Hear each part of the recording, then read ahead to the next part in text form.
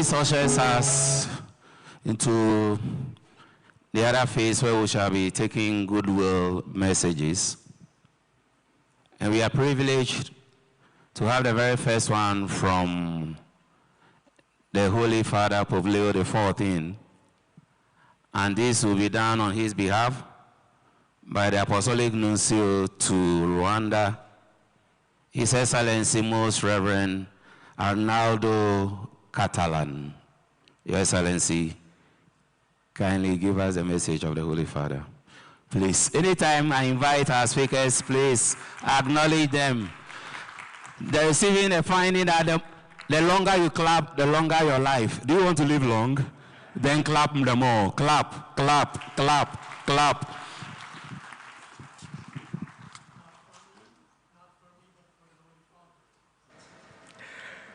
Your Eminence, my dear brother bishops, distinguished representatives from the government of Rwanda, respectable representatives from the dicasteries of the Holy See, Signis organizers and delegates, my dear brothers and sisters in Christ.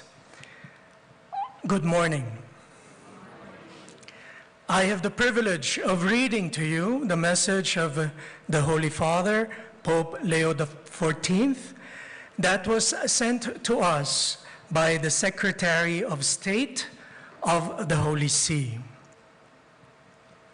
His Holiness Pope Leo XIV sends cordial greetings and the assurance of his spiritual closeness to all gathered for the Signis World Conference in Kigali, Rwanda.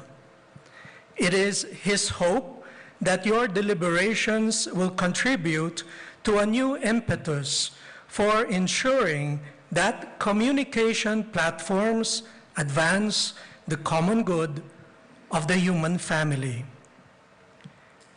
Our era is often referred to as the digital age, since so much of our lives is driven by digital technology and the internet.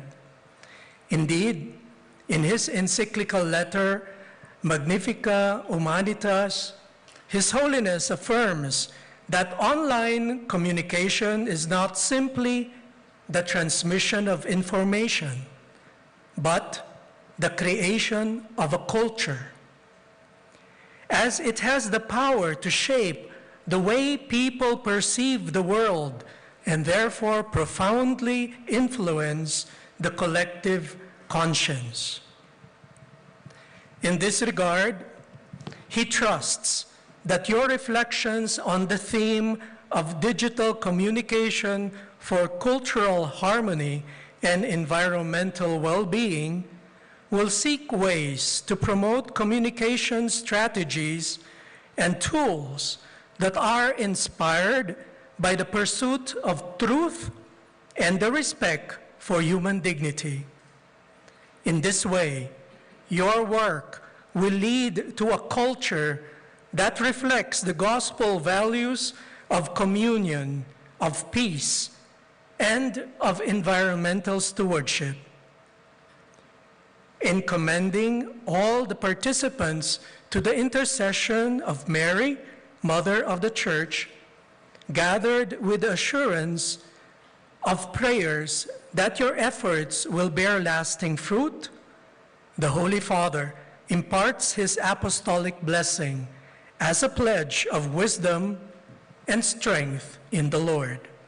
Signed by Cardinal Pietro Parolin, Secretary of State. Thank you.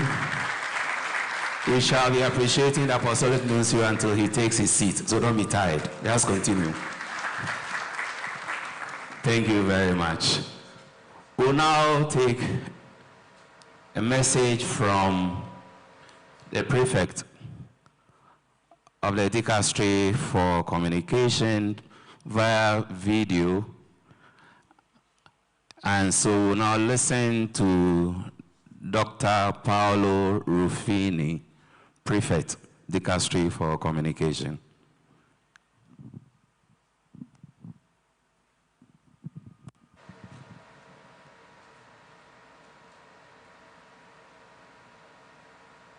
Dear friends, warmest greetings to all of you from Rome. Although I deeply regret not being able to attend in person the first American edition of the Signis World Congress, I am truly grateful for the chance to share a few thoughts with you through this video message.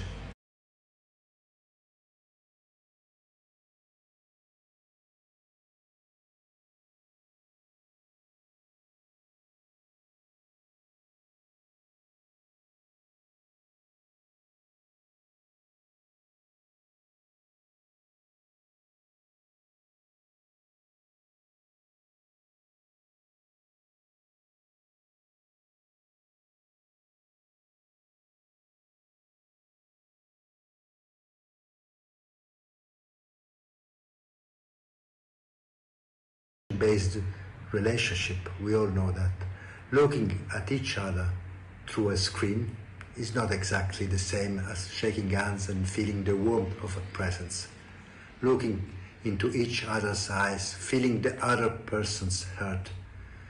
We entered the digital age believing that more connection would naturally create more understanding. Instead, we keep discovering also the virus of isolation, fragmentation, and fake intimacy shaped by algorithms more than by through encounter.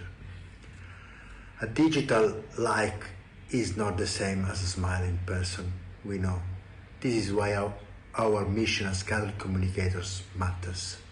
Every community built on trust, every network of persons is a sign that another way of communicating is possible. It's time of bigger dreams. Technology is indispensable. Artificial intelligence will continue to transform our societies in extraordinary ways, but the decisive question is much simpler than we think, and is not a technological one. That is why the answer cannot be left to algorithms. The decisive question is what kind of human beings we choose to become while using it. And this is up to us. Artificial intelligence can calculate, it can organize information, it by sure can help us. It can also imitate language, but it cannot replace true wisdom, which is born from freedom, personal experience, responsibility, and most of all, love. This is why we must never allow algorithms to write our story. We are and should remain its authors. Pope Leo reminded us that we are called to safeguard the human person, to preserve human voices and human faces. To safeguard does not mean to preserve them in a museum. It means to care for them actively, to cultivate critical thinking, to preserve spaces for dialogue, and ensure that technology always remains at service of the human person. It is a daunting task. We need an alliance. We need a global network to value and support good forms of communication and reliable information. And what is Signis if not exactly that? Forging links between the worlds of journalism, cinema, and communication in general. Communication is a public good that we should all protect, making alliances. As Pope Francis stressed and Pope Leo XIV urged, we also need courageous entrepreneurs, courageous information engineers to shape a better global digital communication ecosystem. And Signis can play an essential role in this mission. Signis should always be not an ecclesiastic bureaucracy, but a network of people, a network of professionals sharing the same faith. Signis should be a place where relationships of trust are established, true information is shared, and good projects are designed together. A community where the dream of a different communication ecosystem can be shaped, where even diversities can become dialogue, where disagreement never destroys fraternity, and where a different economic model of communication can be envisioned, always serving the truth rather than maximization of profits or consensus alone. The future of communication will not ultimately depend on the power of our technologies. It will depend on the strength of our commitment and on the nature of our relationship. So, I encourage you to build bridges through our faith-based network, to continue creating encounters, continue giving human faces and human voices a place in our increasingly digital world, to shape it differently. The greatest innovation we can still offer our societies is not a smarter machine, but a more human way of communicating. Together we can. Thank you, and I wish you a blessed Congress. Thank you so much.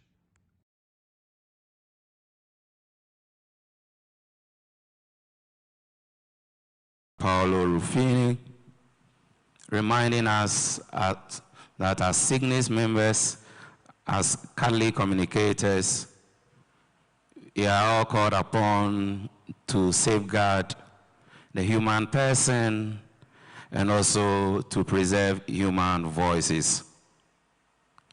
Above all, we are supposed to serve as bridges through our faith-based network. Shall we clap for him once again?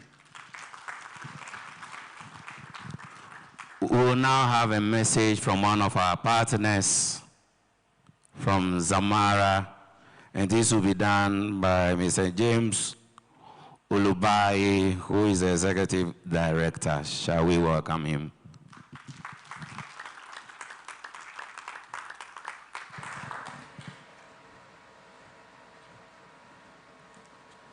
Your Eminence, Anton Cardinal Kambamba, Your Excellencies, dignitaries, ladies and gentlemen, good morning.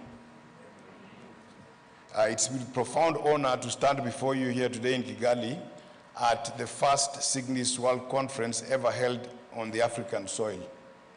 On behalf of Zamara Group, I want to thank you for inviting us to be part of this particular conversation here. We meet at a moment when communication has never moved faster. A message can cross continents in seconds. Artificial intelligence can translate, generate, distribute content at very, very extraordinary scale and extraordinary speed. However, while technology may expand our capacity, conscience must still guide its use. Artificial intelligence is a tool. It must not replace our responsibility to verify, listen very carefully, recognize the person behind the data points. This conviction connects naturally with us at Zamara's purpose and our core values of simplicity, empathy, and trust. Allow me to briefly introduce who we are. Zamara is a Pan-African financial services organization where we provide financial solutions and insurance solutions. We are headquartered in Nairobi, in Kenya, but we have a presence in 8 markets, namely Rwanda, Kenya, Tanzania, Uganda, Nigeria, Malawi, the DRC, and the United Arab Emirates. We serve organizations and individuals through our 4 connected areas.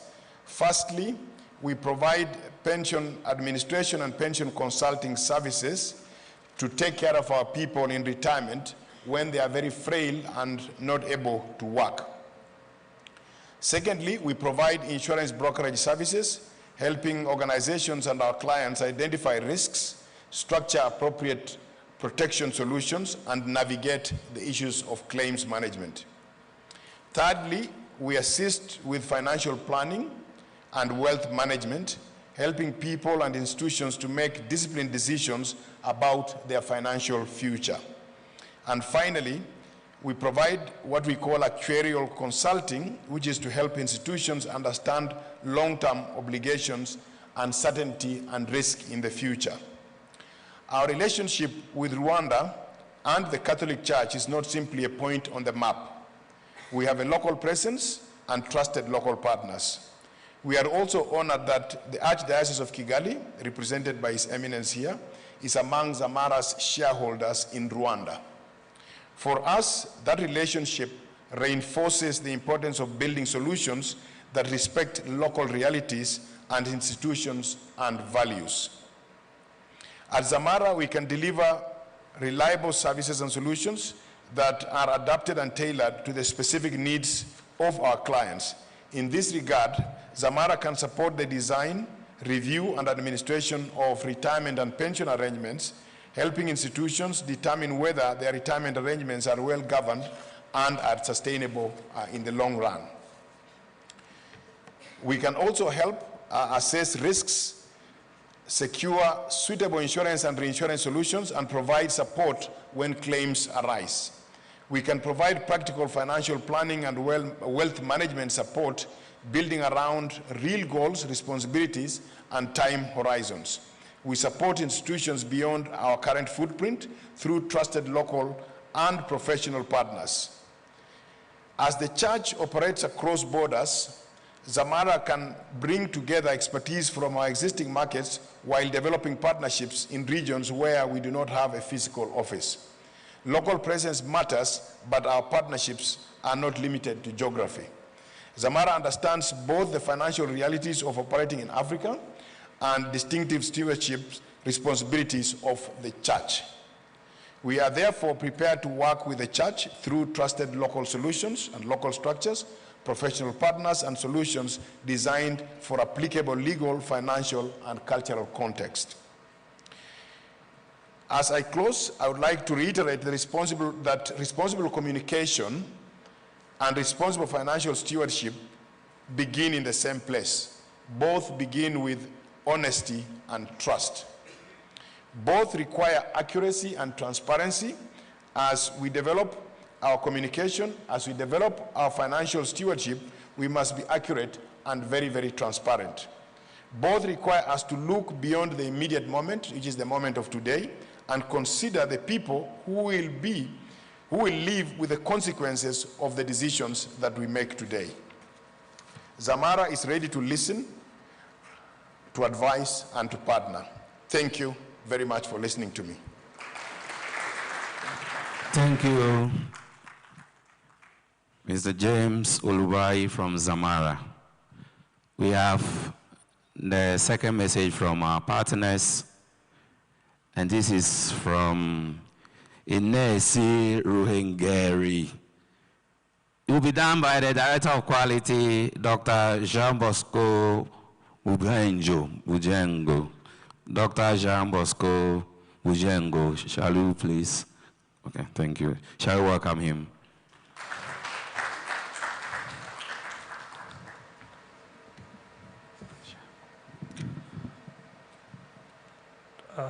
Distinguished President of Signis, Your Eminent, estimated delegate partners, ladies and gentlemen, good morning. It is a great honor to participate in this precious Signis World Congress 2026 and share the vision of Ines Ruhengeri on how higher education can contribute to the cultural harmony and environmental well-being through responsible digital communication.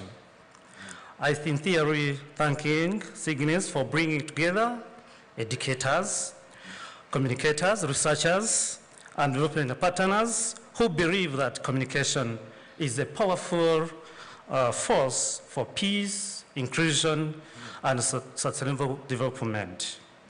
INES has been established in 2003. INES is a private university located in Musanze, northern part of Rwanda. Our mission is to provide quality, practical-oriented education that develops competent professionals, promotes innovation and research, and contributes to sustainable socio-economic development. Today, we are serving more than 8,200 students, including over 1,670 international students from across Africa and beyond. Since our establishment, we have graduated more than 13,000 professionals who are making valuable contribution in Rwanda, East Africa community, and other parts of the world.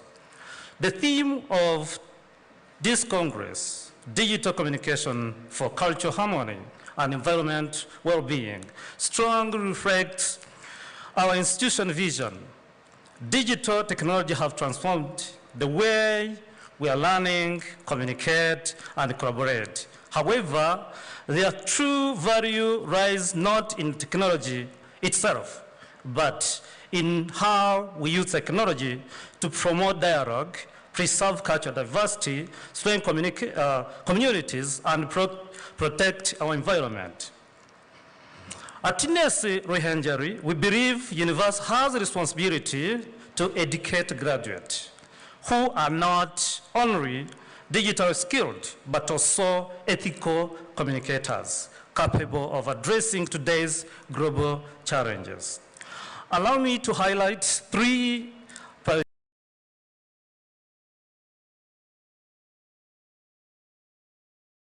priorities that guide our work and offer opportunity for international collaboration. First, we believe in partnership that create lasting impact. Our experience has taught us that successful partnerships are built on shared goals, measured outcomes. We are committed to collaborating with universities, media, organizations, research institutions, technology companies, and development agents that strengthen digital education, media literacy, research, innovation, and community engagement. Today, we can develop solutions that empower young people to become responsible digital citizens and readers to positive social change.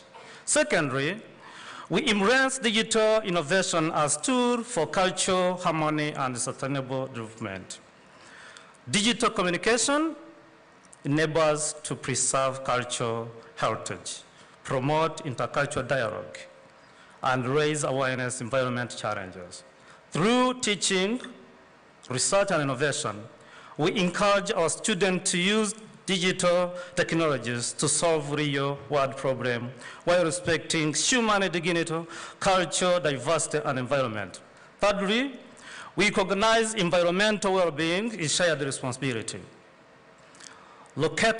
Being located in a volcano park, near Volcano Park, Signis understands the importance of protecting our natural heritage. We believe digital communication can play a critical role in climate education, environmental awareness, and encouraging sustainable practice within our environment. Ladies and gentlemen, the challenge facing our world cannot be addressed by individual institutions working alone. They require strong international partnership based on trust, innovation, and mutual learning. Today, I invite members to Signis families and our international colleagues to partner with Signis. We welcome collaboration in joint research, student and staff exchange, digital innovation, media and communication training, and environmental education, community-based projects that contribute to sustainable development goals. Rwanda offers enabling environment for such a partnership through its commitment to peace, security, digital transformation, sustainable development, combined with the unique natural beauty of Musans. Signis provides an excellent setting for academic collaboration and innovation. Allow me to conclude with one simple message. The future of digital communication will not be determined by the technology alone, but the value that guides its use.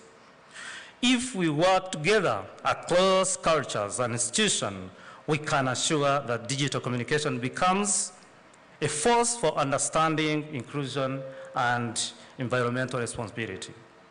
At Signis, we are ready to build this partnership.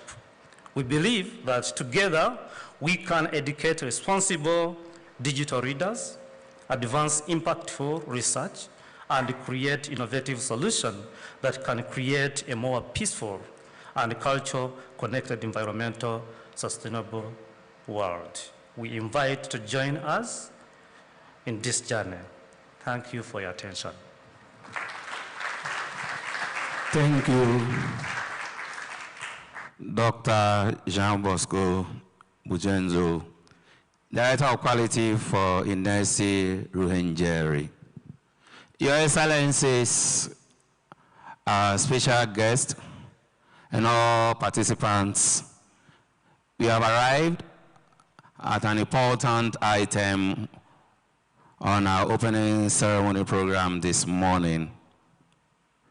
And we are now about to take a message from the government of Rwanda.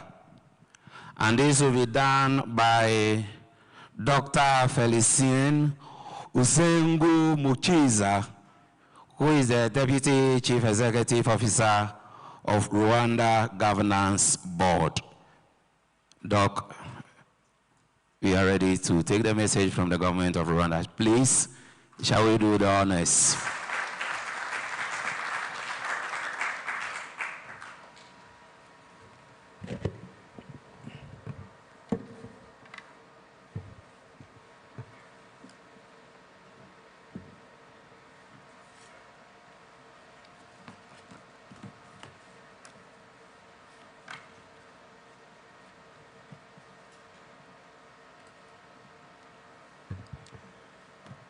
Your Eminence, Antoine Cardinal Kambanda, Archbishop of Archdiocese of Kigali, and President of Episcopal Conference of Rwanda. Your Excellency, Archbishop Arnaldo Catalan, the Apostolic Nuncio to Rwanda.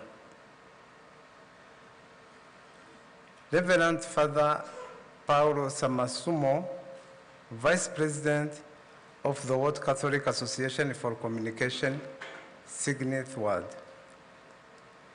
Your Excellency, Reverend Father Professor Walter Chikwendu Ihejirika, President of Signis Africa. Estimate communicators of Signis World, estimate church leaders, distinguished ladies and gentlemen, all protocol observed.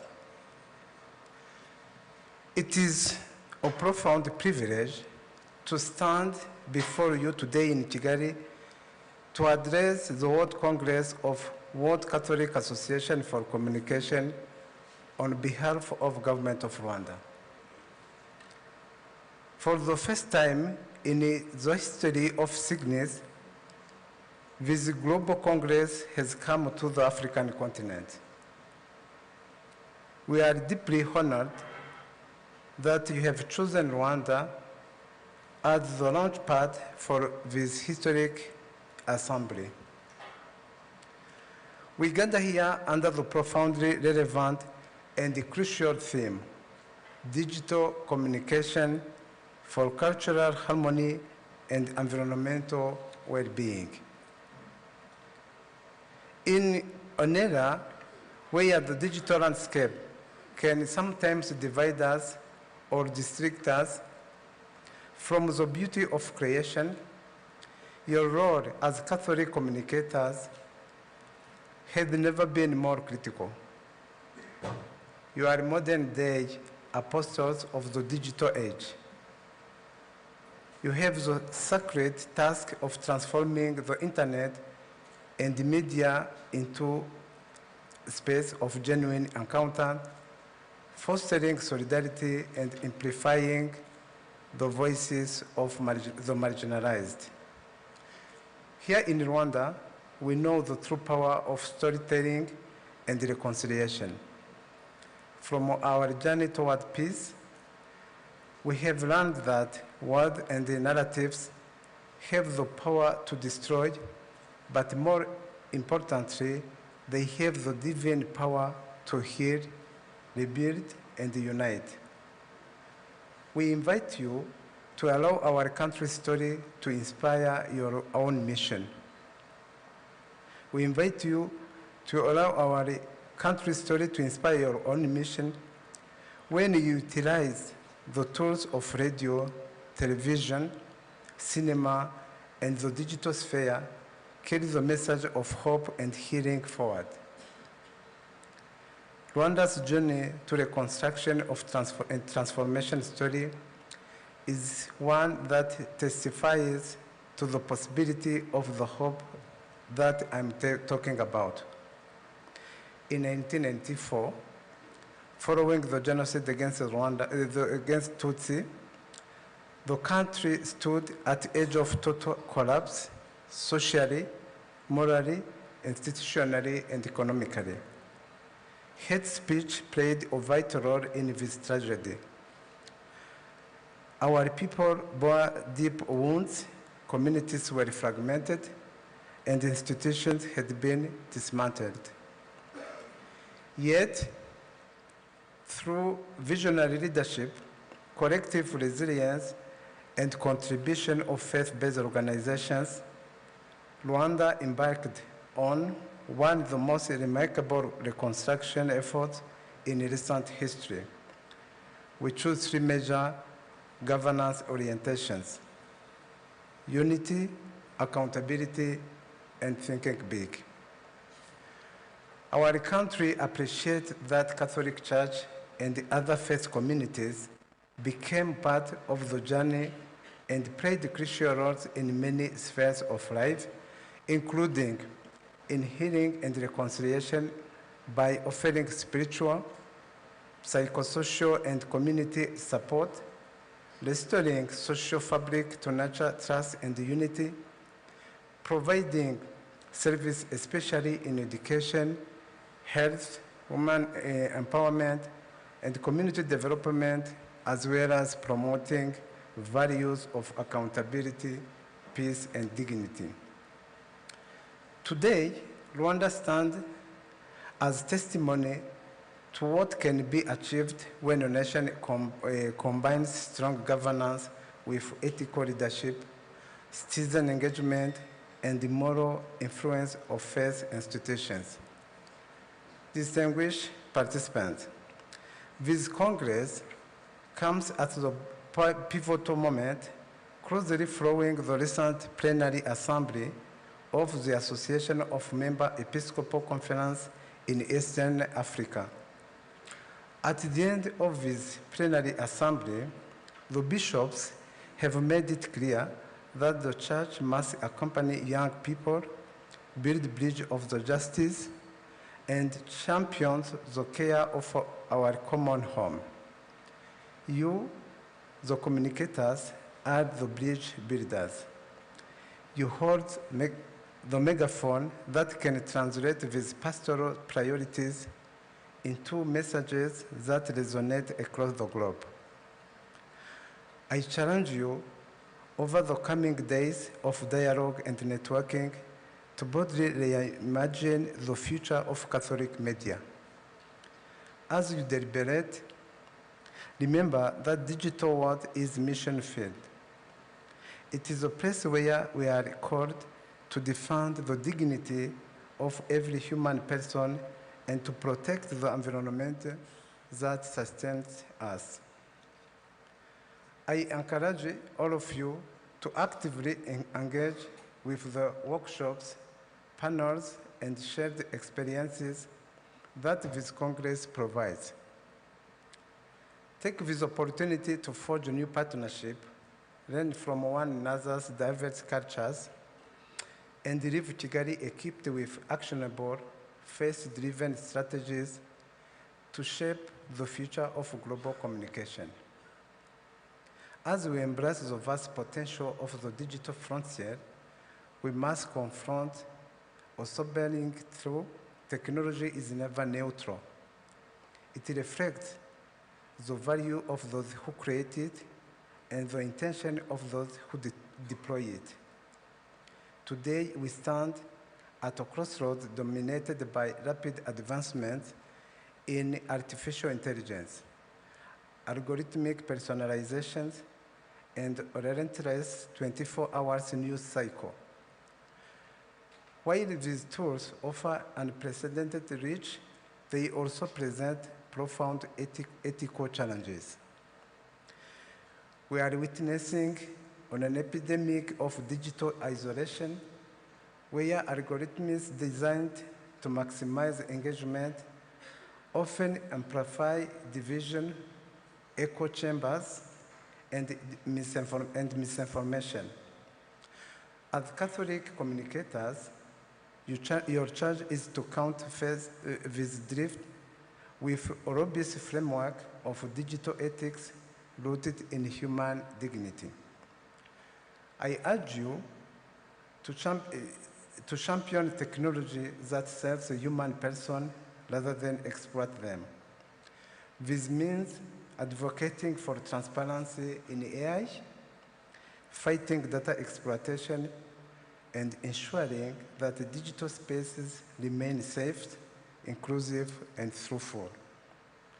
Our digital ethics must ensure that the vulnerable are not left behind in the name of progress.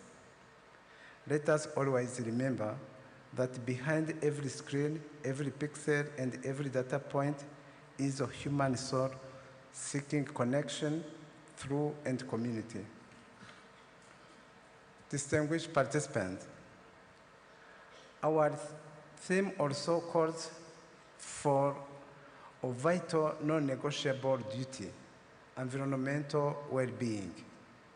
We cannot speak of communion and equity without addressing the health of the very planet that sustains us. Pope Francis beautifully reminded us in Laudato Si that the earth, our common home, continues crying out to us because of harm we have inflicted on her. Rwanda's our own journey offers a modest but instructive example of what is possible when a nation chooses harmony over division and stewardship over exploitation.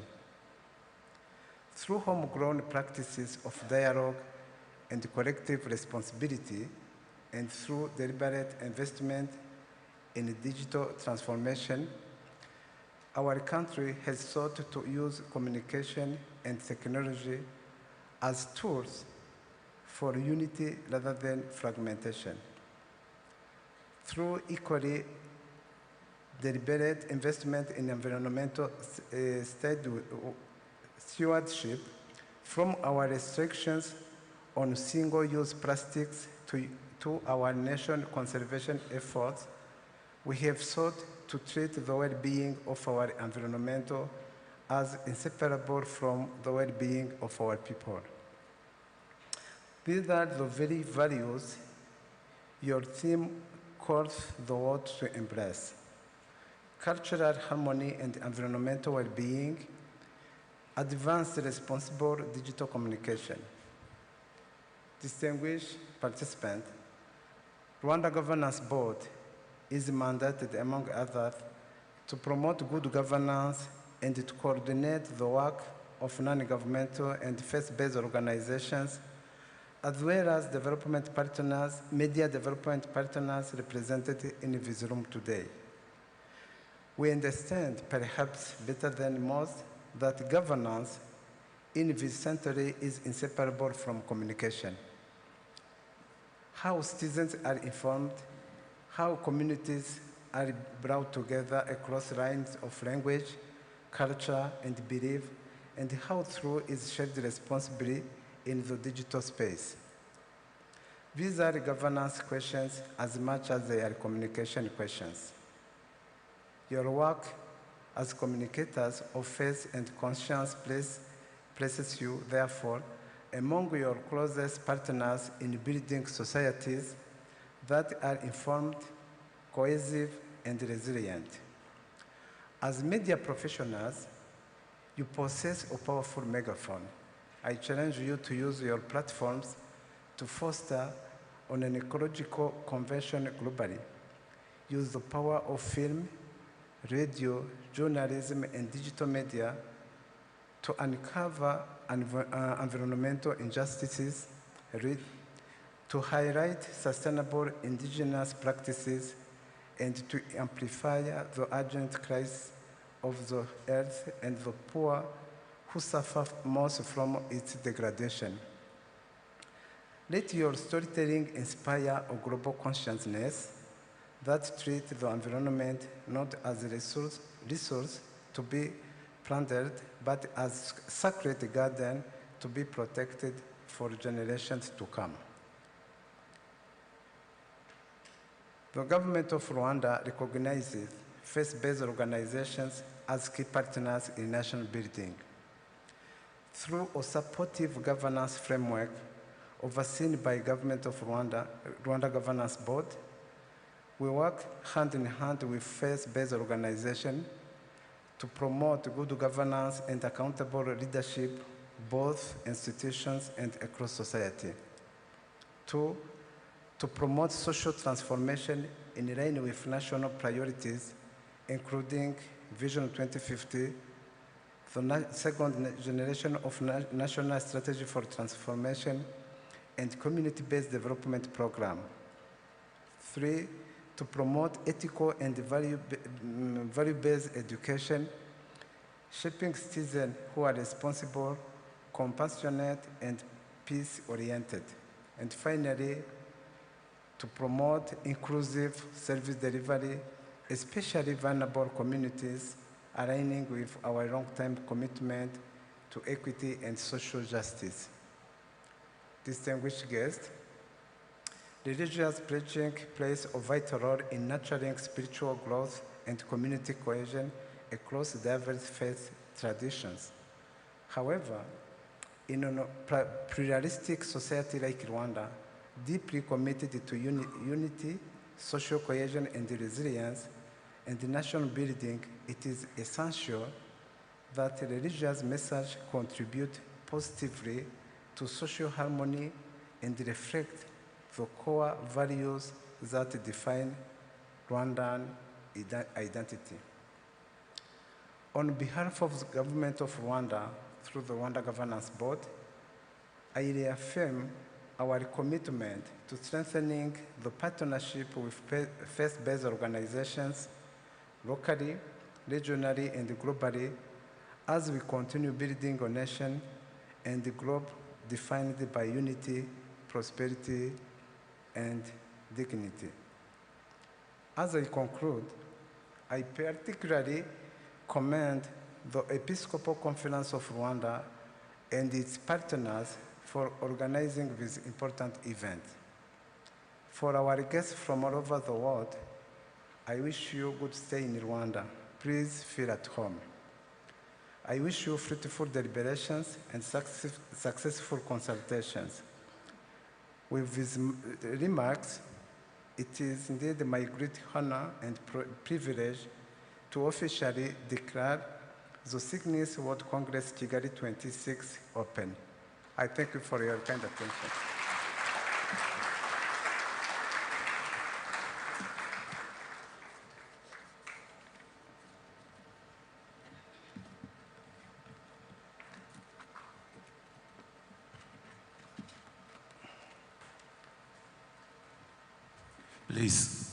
Please, let us do the needful. Shall we continue to clap? We are grateful to Dr. Felicien Usengu Muchiza, who is the Deputy Chief Executive Officer of Rwanda Governance Board, RGB, for giving us that message from the government. And again, the key messages are clear. As communicators, as media people, let us use the platforms we have to promote the dignity of the marginalized. We should champion technologies that serve the human person and not those that exploit them. He has given us the Rwandan example to learn from, and how now media has been used to promote reconciliation and healing and peace. He has also touched on the need to take care of our common home, the environment. With this comes to an end our messages for this morning. We shall have some group photographs.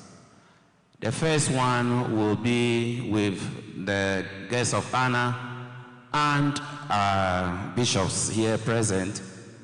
Please, you'll be directed to come here. After that, the bishops will go back to their seats, and our other special guests who are sitting in front here would also join the guests of honor for the photograph, and then all of us will go out for the bigger group photograph. After that, we shall have health break. We shall have tea break. I am tempted not to say coffee break because I don't want you to think that I'm the one coffee being broken. So I don't want to say coffee break. So we shall have health break, tea break, coffee break, and our bishops and our dignitaries will go to the left side, my left side of the hall. All of us, the rest of us, will go to the pool side for our tea break. So we will now have the photographs first with the bishops and our guests of honor. Those directing kindly come and do the needful. Thank you very much for your cooperation. Thank you very much for everything. Shall we clap for ourselves? And I have been Father Kofi from Ghana, who has moderated these parts of our opening ceremony. Once again, thank you and God bless you.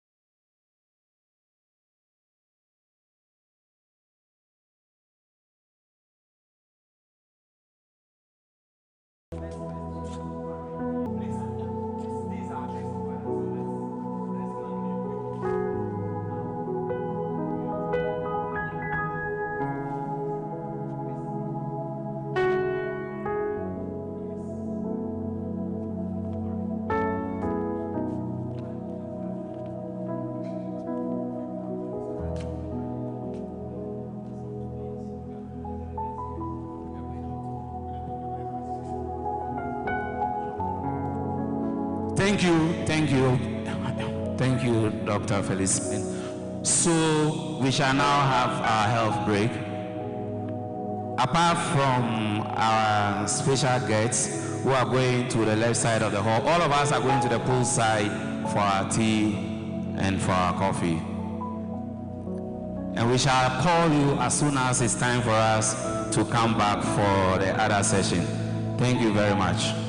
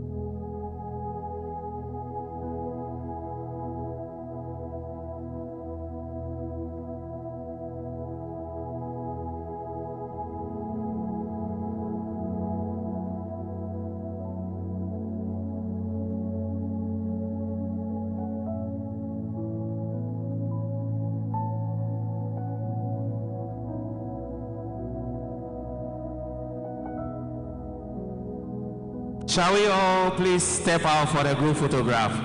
Please, we can now go out for the group photograph and continue the tea break.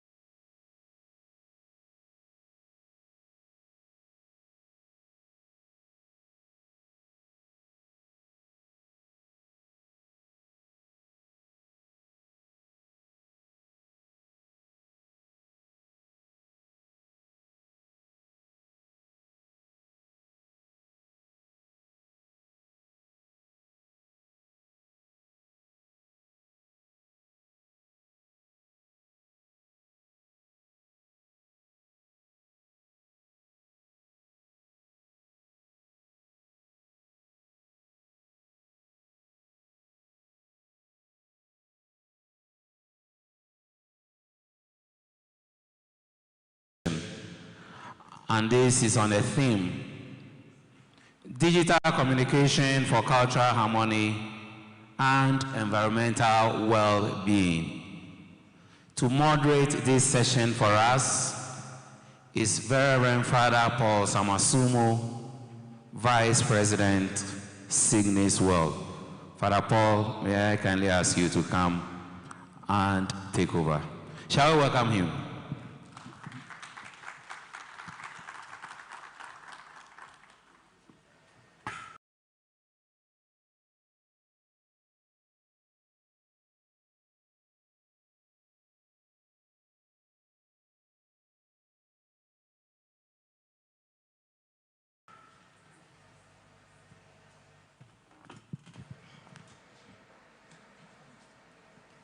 Your Eminence, their graces, their lordships, the bishops, government officials, civic leaders, partners, distinguished delegates, and fellow participants. The next two key presentations on digital communication for cultural harmony and environmental well-being will be made by two leaders from the heart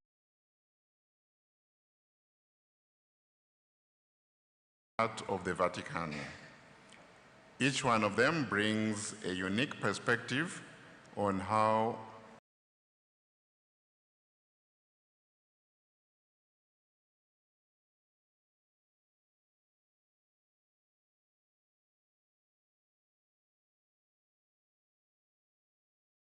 we connect in this modern era. Together, the two keynote presentations will help us towards our task of bridging the intersection of faith, culture, and technology. His Grace Archbishop Fortunatus Nwachukwu, as you probably already know, is the Secretary of the Dicastery for Evangelization, the section for First Evangelization, and new particular churches. It is now my honor to invite him to come over. As you know again, His Excellency Archbishop Nwachukwu is a distinguished Nigerian prelate and diplomat. Your Excellency.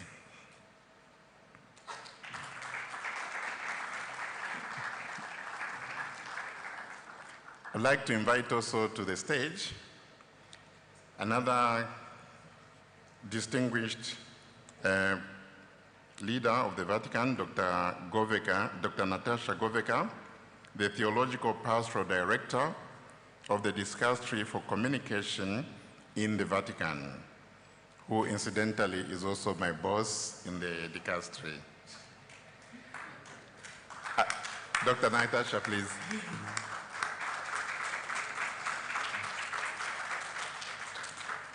At the end of the two presentations, we'll have a moment when you can ask your questions, maybe make a comment and so on.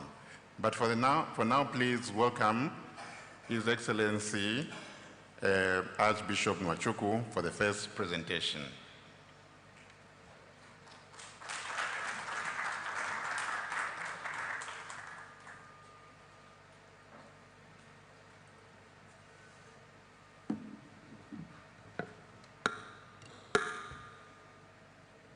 It's always a problem for some of us that are smaller.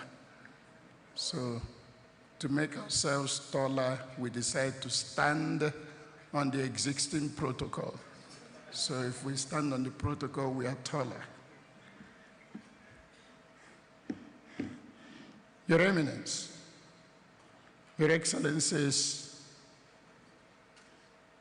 dear brothers and sisters, communicators of Signis,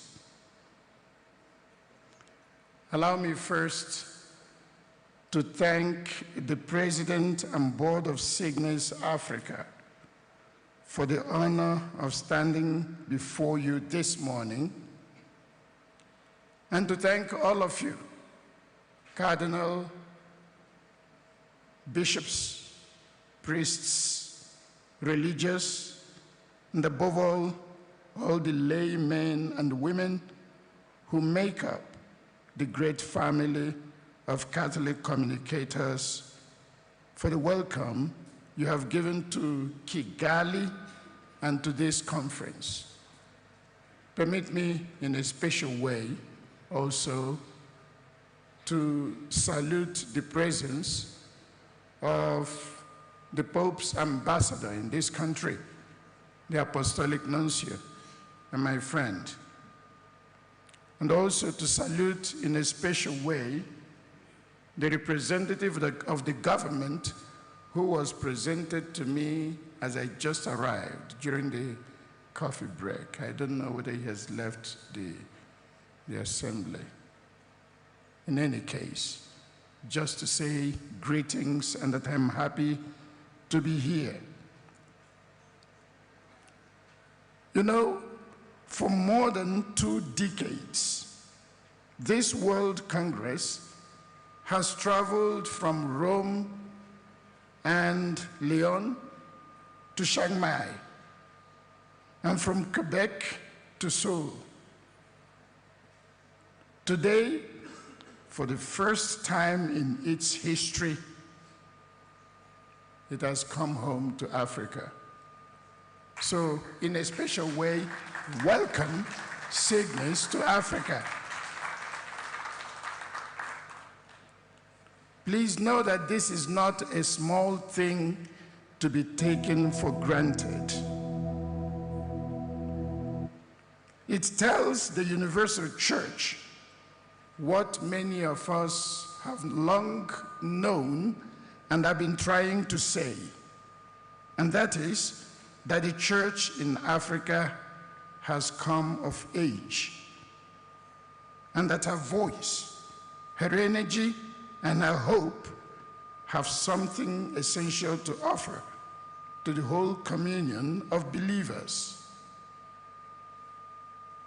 The voice of the church in Africa is no longer and should no longer be treated as the voice of a baby in a crib. Some of you have heard me say this before. Permit me to dwell a little bit on this analogy. You know that when you bring a baby in a crib into a hall where adults are engaged in conversation, and during the conversation, if the baby begins to raise its voice to say something, the adults do 1 or 2 things. They either hush the baby up and say, please, keep quiet. Adults are in conversation. Or they will also be more gentle. They will tell one of the people, please go and find out what is disturbing the baby. Give it some milk. Put some chucho, some water bottle into the mouth so that it will keep quiet and enjoy the milk. Now, that is because the voice of the baby in the crib is not considered as a voice of contribution. It is perceived as a distraction.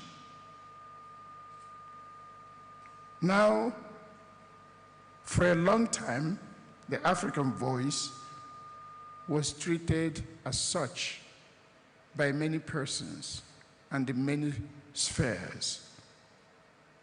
The fact that many local churches in Africa continue to inexorably depend on the milk, read handouts, subsidies from the water bottle of the older churches tends to perpetuate this mentality of the African voice as the voice of the baby in the crib.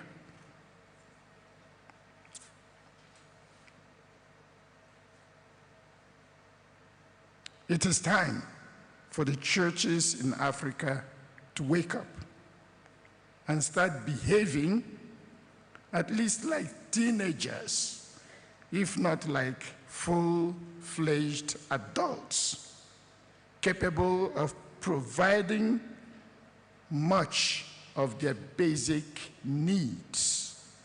As long as we go all the time, hat in hand, begging for milk, we shall be treated like babies in the crib. This conference is making a point that the voice of Africa is now meriting universal attention in the church and should no longer be treated as the voice of the baby in the crib. Sorry for that digression. You have asked me to reflect from the perspective of the Dicastery for Evangelization on the theme which gives shape to this Congress, and that is digital communication for cultural harmony and environmental well-being. Cultural harmony and environmental well-being.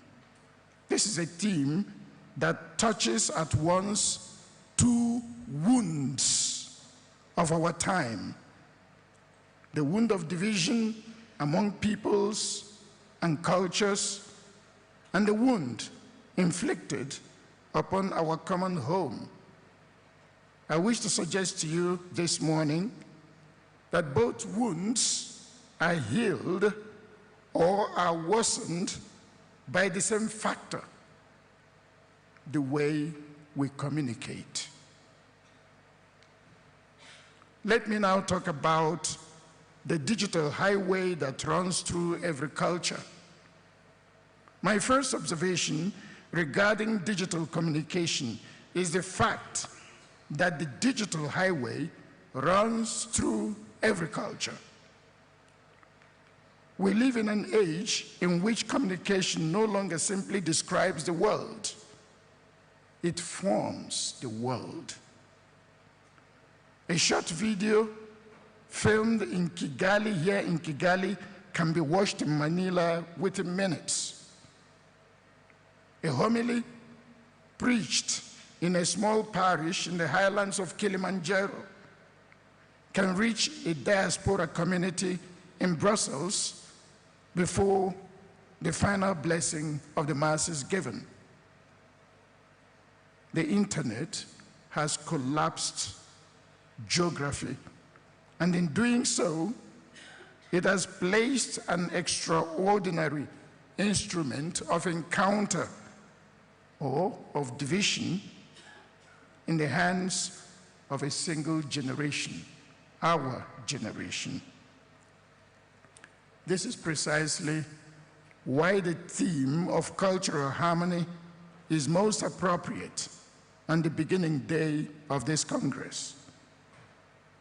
Digital communication, left to the logic of algorithms alone, may tend to promote outrage rather than understanding, focus on the tribe rather than the neighbor. It will likely engender and foster tribalism rather than communion and solidarity. Such digital communication based solely on algorithms tends to reward what is loud, not what is true, what is polarizing, and not what is reconciling. This is because technology, after all, is never a neutral instrument. It carries within it the values, the interests, and often the blind spots of those who design, finance, and deploy it. The question then is not whether the digital highway will shape culture. It already shapes culture. The question is whether the digital highway will be built by disciples who serve communion, or be left to forces that profit from division. I had occasion recently in another gathering of young Catholic communicators in Rome to reflect on a theme that I believe speaks directly to this Congress as well. This is the fact that the Catholic communicators are first and foremost disciples before they are influencers. Catholic communicators have to recognize themselves first and foremost as disciples before they see themselves as influencers. We remember that when our Lord gave the final command, and I quote, "Go therefore and make disciples of all nations," Matthew chapter 28, verse 19, he was not addressing only or even primarily specialists in media. He was addressing all his disciples.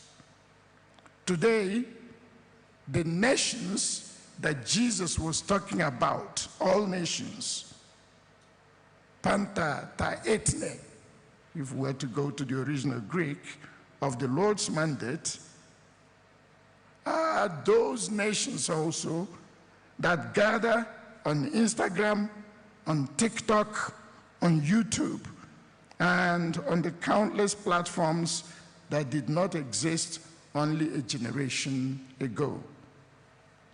If these platforms are now where people search for truth, meaning, and belonging, then they are also where the church's communicators must stand, not to chase attention, but to bear witness with wisdom and love. Cultural harmony is not produced by algorithms. Algorithms that flatten every people into the same content. This is important. Cultural harmony is not produced by algorithms that flatten every people into the same content, nor by a globalized monoculture that erases what is distinct and beautiful in each nation. We remember that the biblical text teaches us that God loves differences. I like to underline this fact. God loves differences. If you read the book of Genesis, chapter 1, the creation narrative, once the narrative starts talking about the creation of living things and living beings, we begin to see the expression according to their species. According to their species. He created the grass of the field according to their species, birds of the air according to their species, fish in the waters according to their species. Now, the Hebrew expression is lemina, lemino, leminehem. Le is according to, min is from, different. Difference. So it actually means he created them according to their different natures. God loves differences. So cultural harmony is not created by wiping out differences. It is produced by communicators, journalists, broadcasters, catechists, ordinary believers with a smartphone in the hand who ask a harder question than what is trending, what is in the air. They ask, is it true? Is it just? Does it build up the human family? We have to keep in mind that prayer of Jesus to the Father, and I quote, "Consecrate them in the truth. Your word is truth." John chapter 17, verse 17. Trends change with every algorithm and every season. Truth does not change. This is the heart of what Pope Leo XIV calls a Magnificat Humanitas, and I quote, ecology of communication, unquote.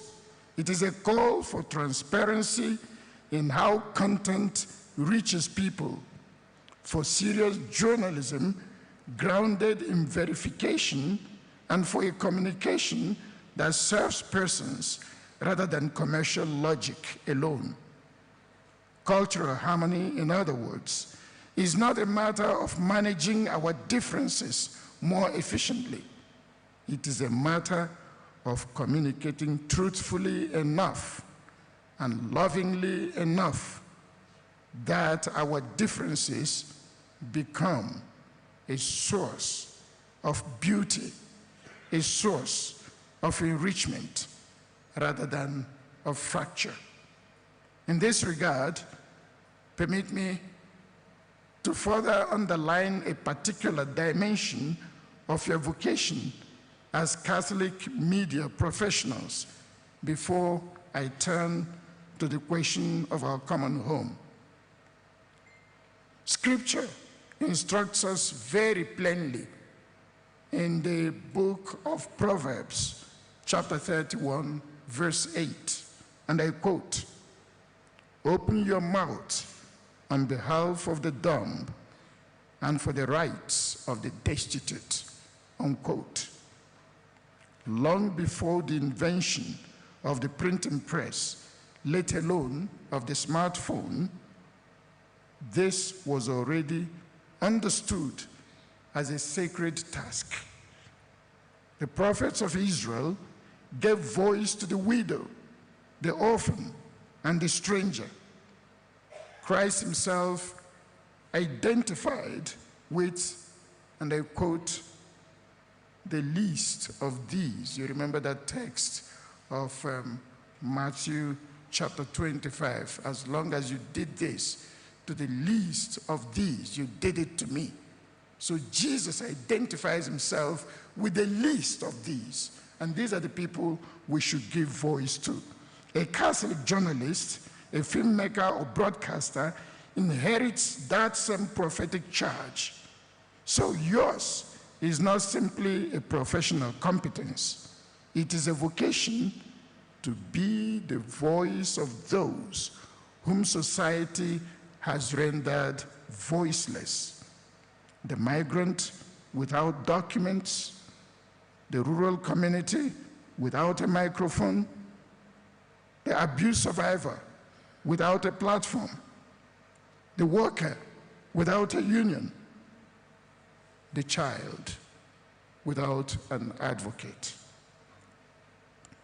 Pope Leo XIV makes this concrete when he calls the church herself to listen to, and I quote, "victims of spiritual, economic, institutional, sexual, and power-based abuse, as well as abuses of conscience." The Pope insists that such listening is inseparable from a genuine pursuit of justice.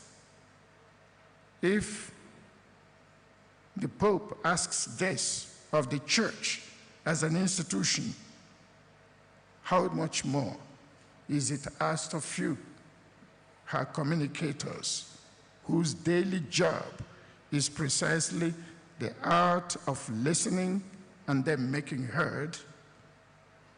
Every algorithm on every platform you use is tuned to amplify the powerful, normally, the wealthy, and the already famous.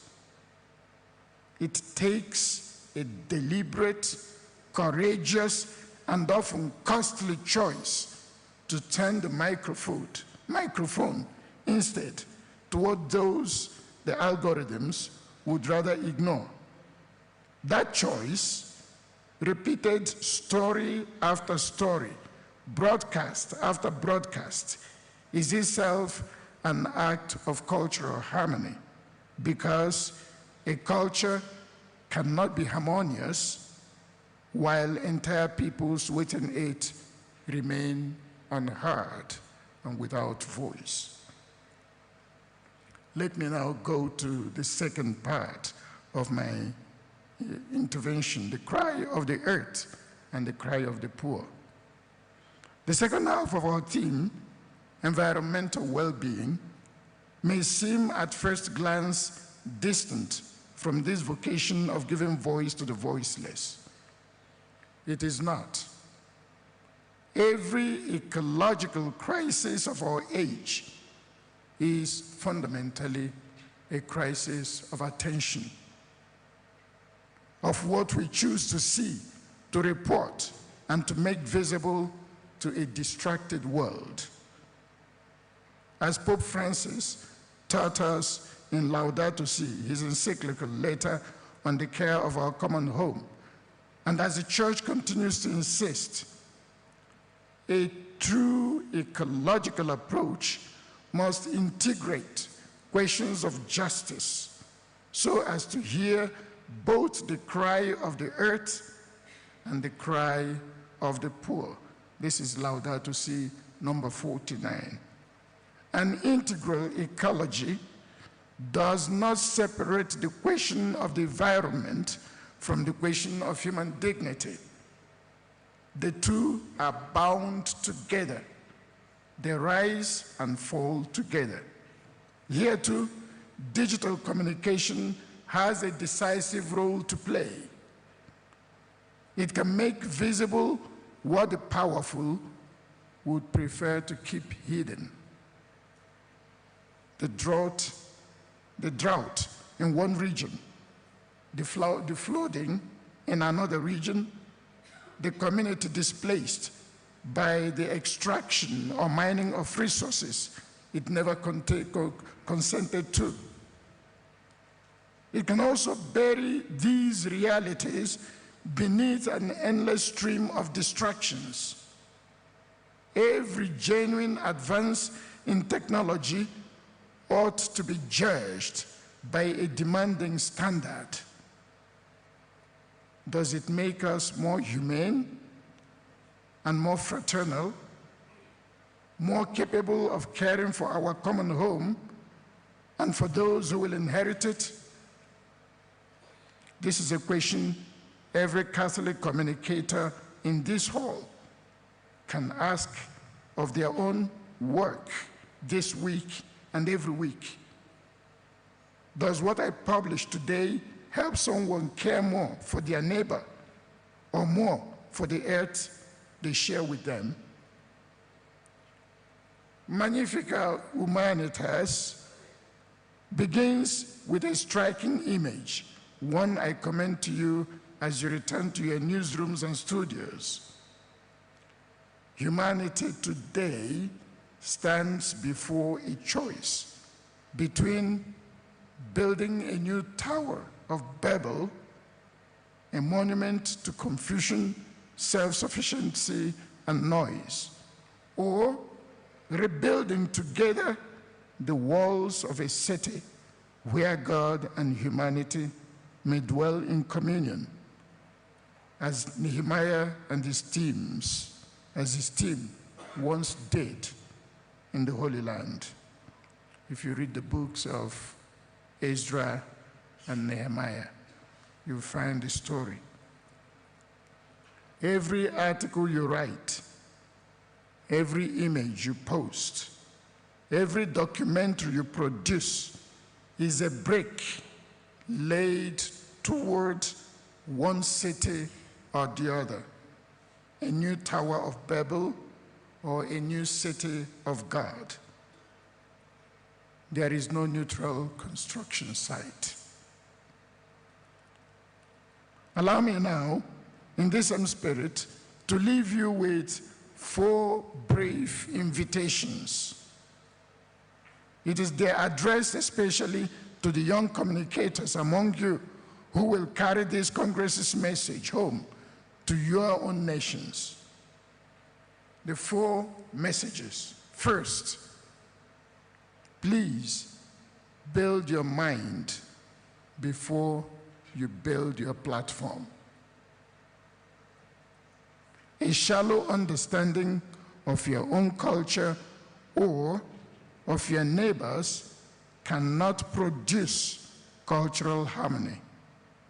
Please read deeply, listen longer than you speak.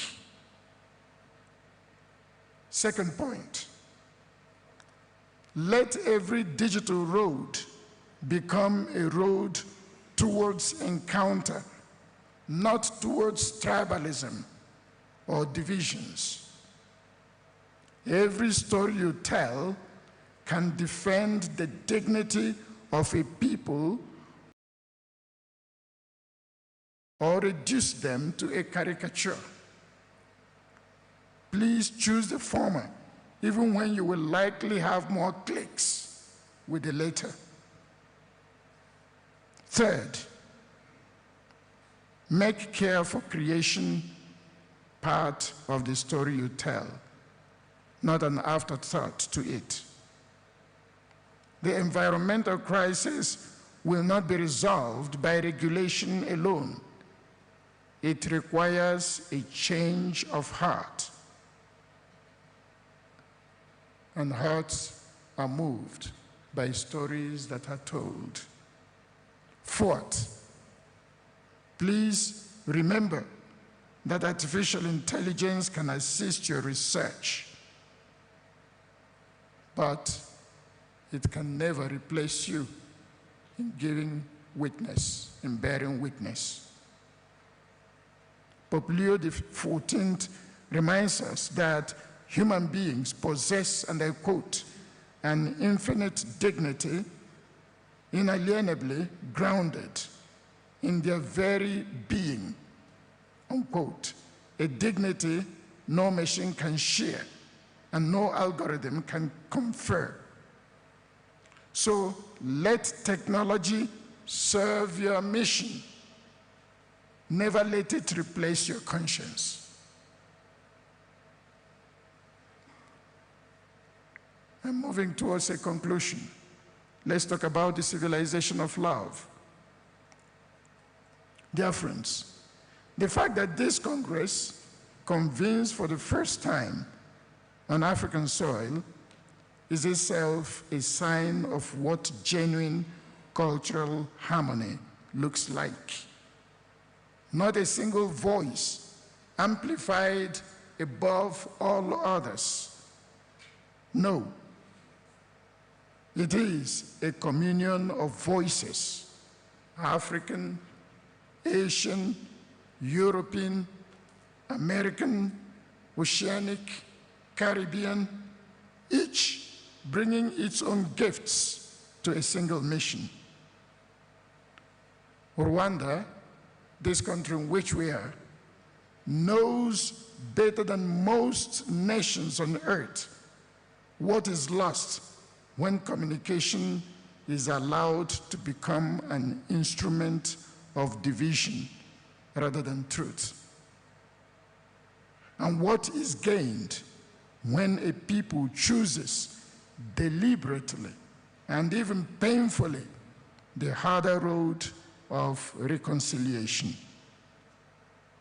There is no more befitting place on earth to begin this reflection on communication as a means of reconciliation than in this place. We have one or two of them, and I assure you this is one of them, where we have leaders who are courageous. They are not perfect, but they are courageous, and they have the good of their people at heart. If they can do it, we can also do it in Africa.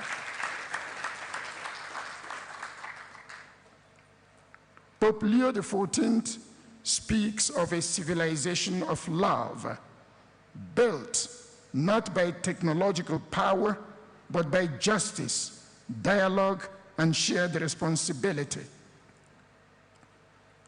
that civilization will not be built by better algorithms alone. It will be built brick by brick by disciples who happen to carry cameras, microphones, and laptops, men and women who understand that discipleship must always come before influence. I go back to that point.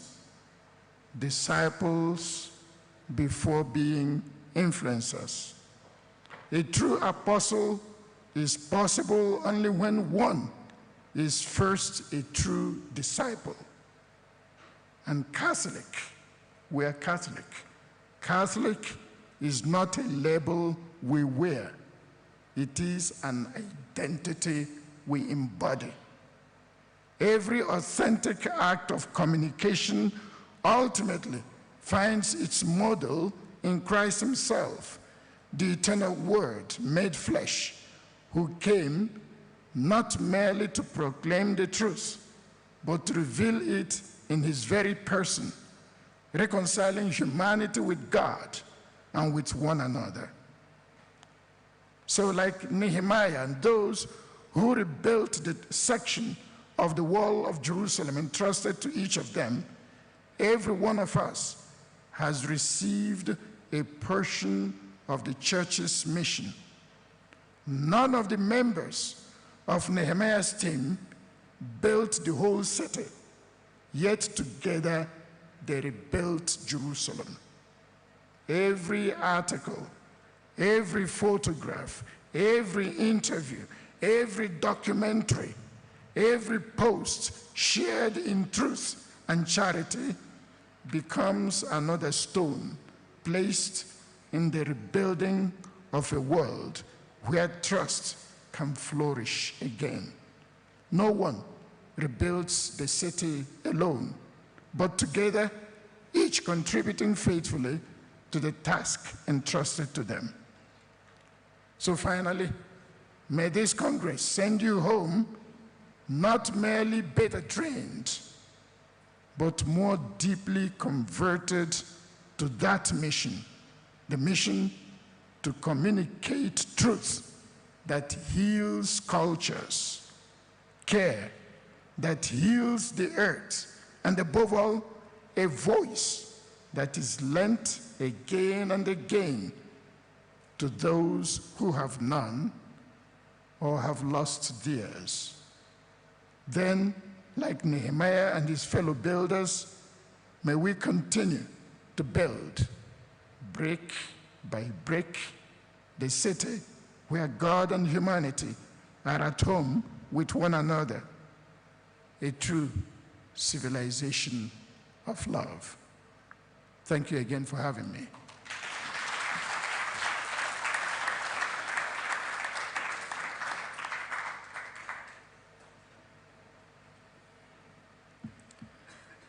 Your Excellency Nwachukwu, thank you very much for that inspiring and thought-provoking keynote presentations, reminding us that Africa indeed has come of age and our voice matters, and reminding everyone else, two questions. Does what I publish help someone? Help care more for my neighbor? And we thank you also for the 4 points that you gave us to think about. Please build your mind before your platform. Let every digital road lead towards encounter. Make care for creation part of the story. And AI can do research, but cannot bear witness or replace the conscience. Allow me now to invite Dr. Natasha Goveka, the Pastoral Director of Theology, the Pastoral Director at the Dicastery for Communications. She has a doctorate in missiology. Please, Dr. Natasha.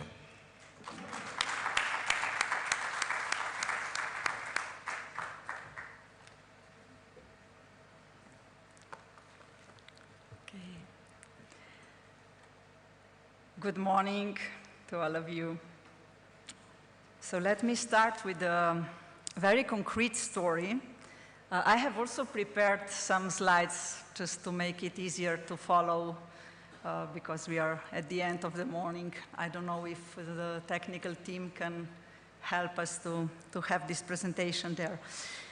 So the very concrete story is this one. Last Saturday, when I was still collecting my thoughts for this presentation, I received a phone call for a colleague at the dicastery who wanted to inform me that he was just called at the police station because he has been accused of the aggravated defamation through his X account. Now, the curious thing is that it can happen to bishops, to cardinals, and the Pope himself. In fact, our dicastery was extremely busy during the first months of Pope Leo's pontificate because of thousands of deepfake generated videos simulating the Pope's voice and face. It had become impossible to tackle these problems simply by submitting takedown requests to the platforms. We had to take action on the institutional level, urging the platforms to accept responsibility and work with us to restrain this phenomenon. And by considering our request as highest priority and also adopting filters, it became now more difficult to publish these kind of videos, at least on YouTube. And they have also introduced our team to a tool called likeness detection, a safety tool that finds videos where your face is used or changed by artificial intelligence. And these kind of tools will certainly be helpful as we all, not only celebrities, face the challenge of impersonation. Now, considering this context, the first Pope Leo's message for the World's Communication Day, entitled Preserving Human Faces and Voices, is very timely. Not only to safeguard our voices and faces from impersonation, but to preserve them as unique, distinctive feature of every person's own irrepeatable identity and as defining elements of every encounter with others. There should be now the first slide, but if it is not there, no problem, we will just listen.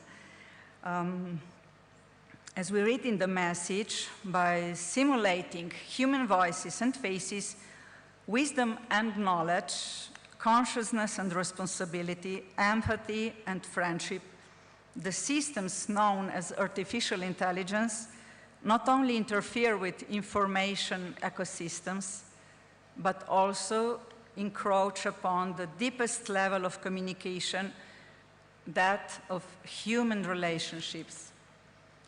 Okay, let's stop here. As the message says, the challenge is not technological, but anthropological. Safeguarding faces and voices ultimately means safeguarding ourselves. And you see how the message for the World's Communication Day has, in fact, prepared us somehow to the encyclical Magnificat Humanitas on safeguarding the human person. In the chapter 4, that was already quoted in the Pope's message read by the Apostolic Nuncio and also by Archbishop Fortunatus, we have this point of communication and the collective imagination, and another one toward the ecology of communication. And next slide, please, so we can read it together.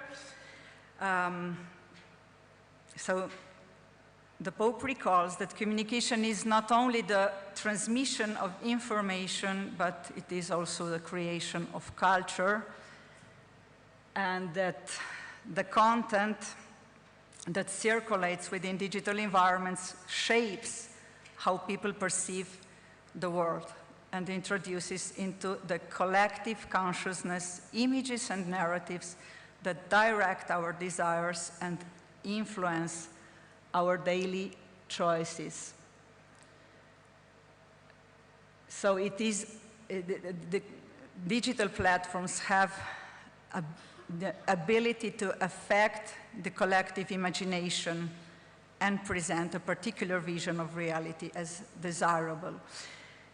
Now, this of course doesn't mean that we have to refuse the use of technological tools. Our first task is, as we read in the number 137, is neither to demonize nor idolize technological tools, but to utilize them on the basis of a fundamental principle, namely that truth is a common good and not the property of those with power or influence.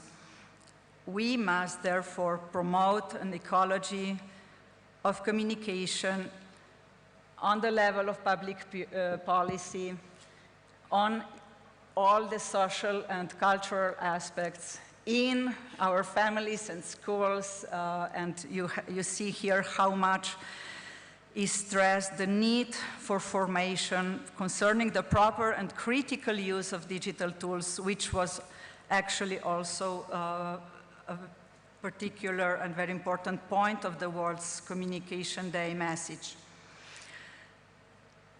It is interesting that Pope himself is sometimes acting as an educator in several occasions, especially with young people or children. One of those examples happened during his meeting with the Summer Youth Program for the children of Vatican employees, where he told a personal experience to explain with simple words how should we use technology without losing the capacity for critical thinking. And I quote, he says, "Let me tell you a little story. When we were children, we all learned how to read road maps. If we had to travel from Rome to Naples, before setting out, we would study the map, looking to see which road would be the best route. Today, everyone simply puts the GPS into the car or onto the phone and sets off. Several times in my life," he says, in Italy, in Europe, in Peru, or even in the United States, I relied on the GPS and it led me down to the wrong road. I ended up being stuck and could not reach my destination. That is why I say that it is important not to become too dependent on technology. It is much better to learn to think for and to develop the critical judgment needed to know where are we going in life, in our journeys, and in whatever we do. Use the abilities that God has given you. I do not need my phone if my brain is working. Of course, it can help me to provide useful information, but still, it's better to prepare well before setting out on a journey. Now, end of quote. What is true for the use of GPS is true also for the use of communication tools. In the message for the World's Communication Day, Pope Leo explicitly invites us not to renounce to our ability to think. Maybe we can move to the next slide. The message recalls the experience that we already have had with social media. We have entered the digital era with the dream of giving everyone a voice, of connecting with friends, and all the possibilities that were foreseen in these new instruments.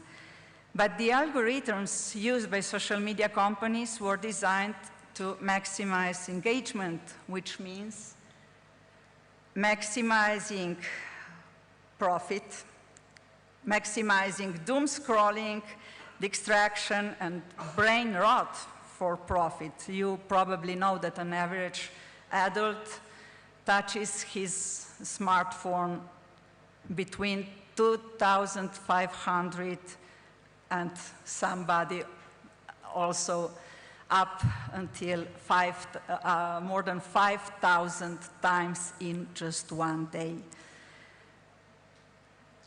Another consequence is that we are not just addicting people through these platforms to gain their attention, but also making people addicted to getting attention from other people, which is the case of influencers. The result is the most anxious and depressed generation of our lifetime and a more polarized society. These algorithms, as we read in the message, reduce our ability to listen and think critically and increase social polarization. AI can erode our ability to think analytically and creatively, to understand meaning and distinguish between syntax and semantics, and also to, if we choose to evade the effort of thinking for ourselves and settling for artificial statistical compilations, this threatens to diminish our cognitive, emotional, and communication skills. Now, this is not just a threat. There are already studies, that offer empirical evidence that demonstrate the influence of large language models on human spoken communication. Next slide, please. Of course, from the printing press to social media, innovation in communication have repeatedly, all the innovations have repeatedly reshaped how ideas spread through human culture. Now this is happening with AI. So chatbots constitute a new medium with encoding cultural patterns in their neural representations, and by disseminating them, they influence conversations, even spontaneous conversations of hundreds of millions of people. There was this study that shows how words generated preferentially by ChatGPT, such as delf, underscored, showcase, meticulous, and you can put many more, we all know this, they increased suddenly use of these words even in our spontaneous human speech. They calculated this by analyzing more than 7,100 hours of conversation in more than 800,000 podcast episodes, so with people who are having a spontaneous conversation.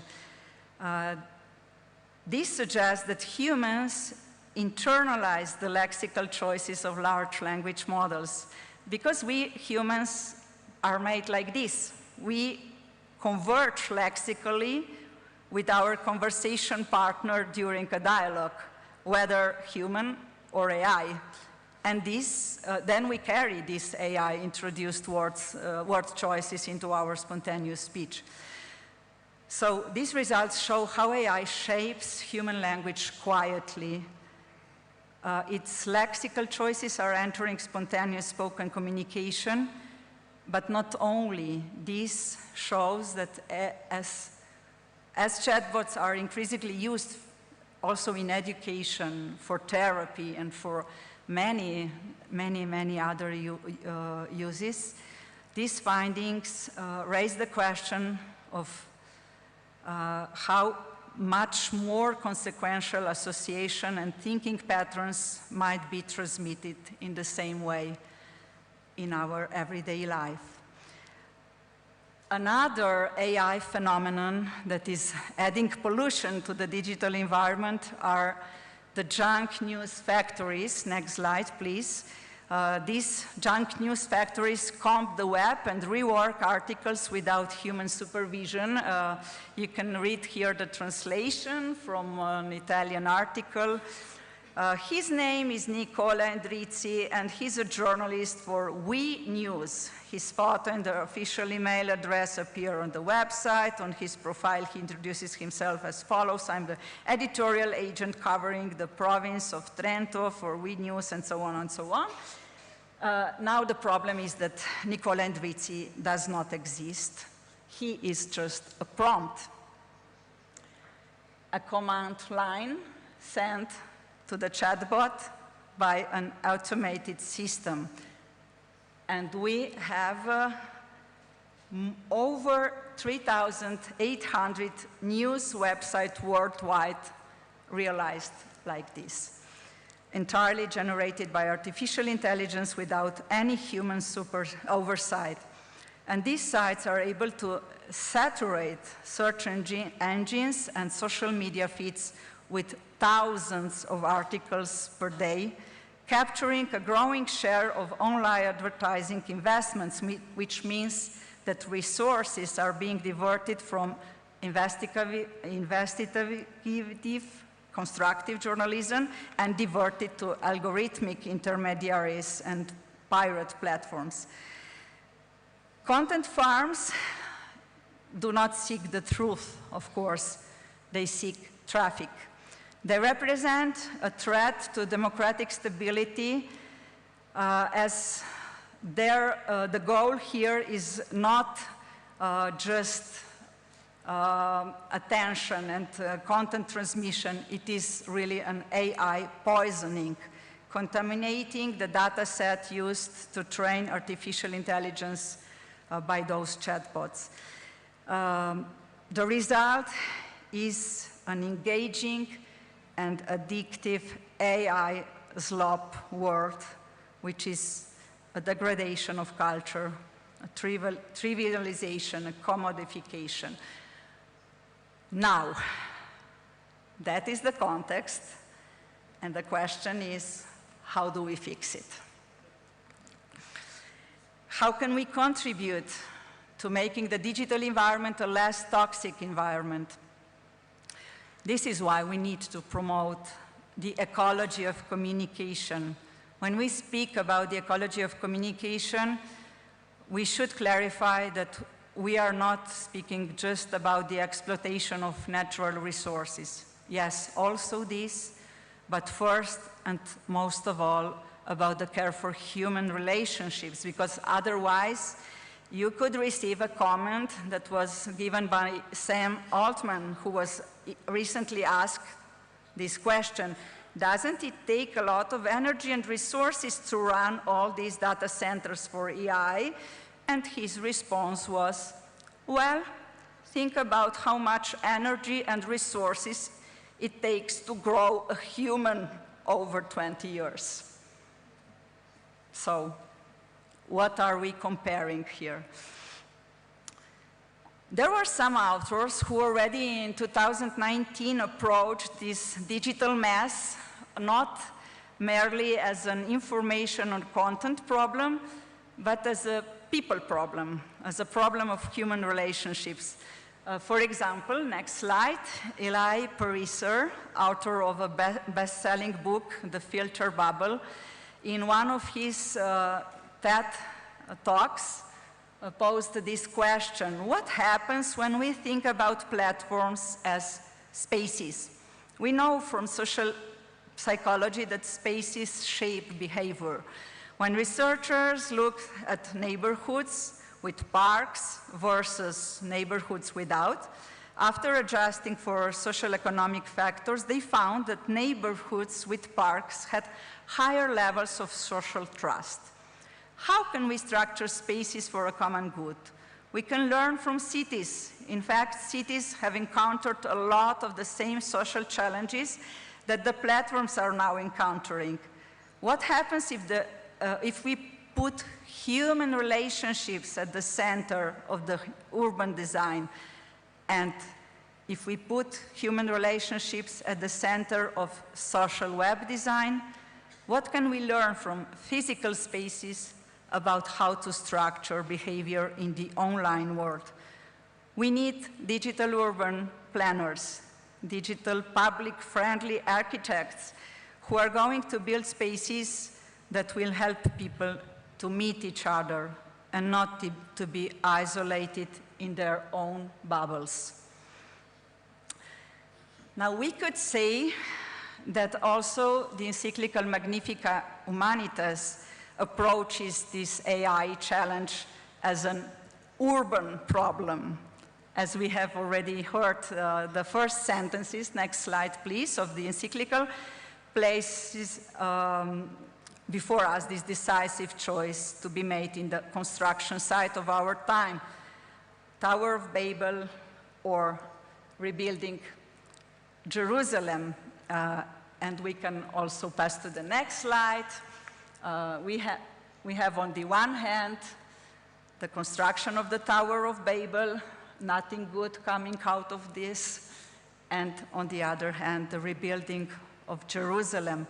So Tower of Babel as a symbol of AI systems shaped primarily by Western notions of rationality, efficiency, and control.